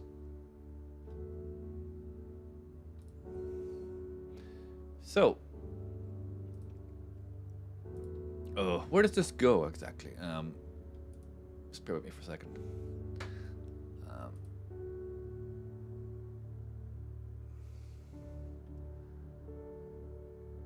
Bum bum bum.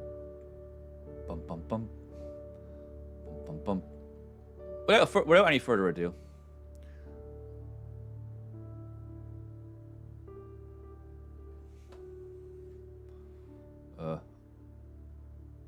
just bear with me for a second.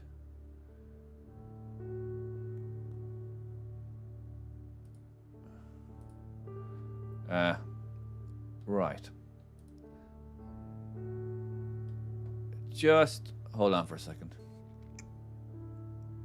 Where did this go? Whoops.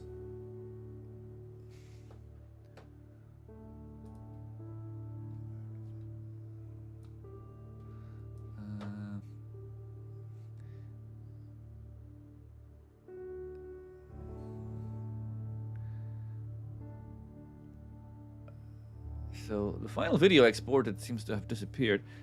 Just bear with me for a second now. Bear with me for a second, and we will clear up this mess.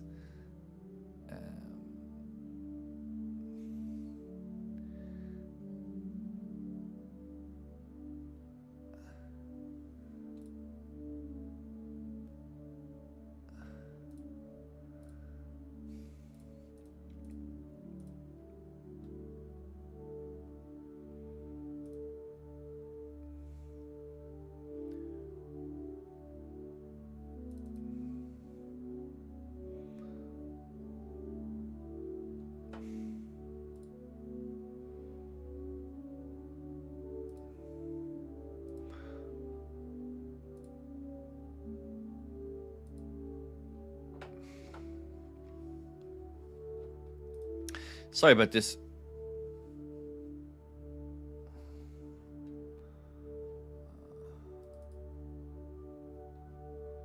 Oh, making strides. Come on, the God of the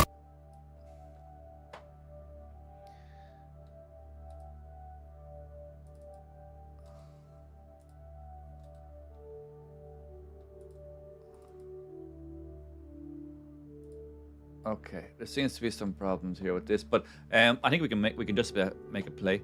So thank you very much for watching, and let's say goodbye with oh, making strides. Come on, the God of the oh, making strides. Underneath the sun.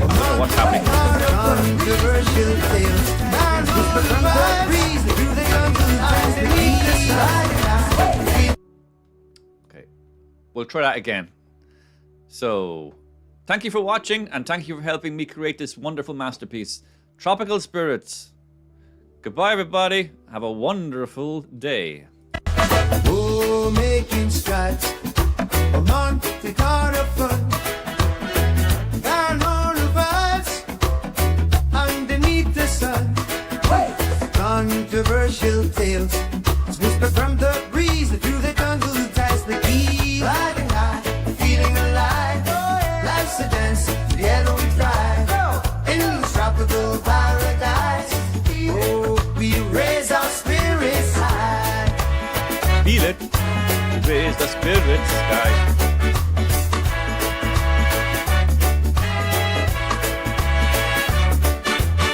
Rolling dice above the Monte Carlo sky.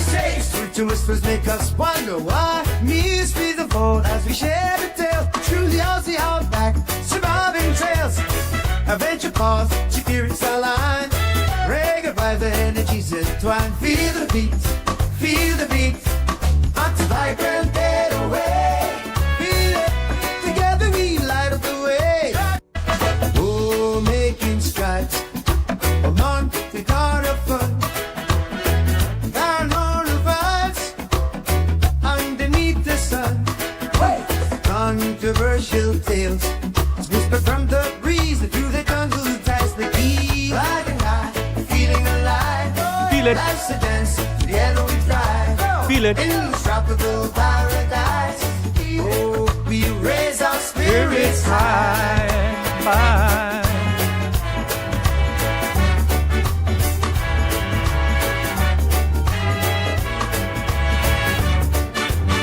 Rolling dice above the Monte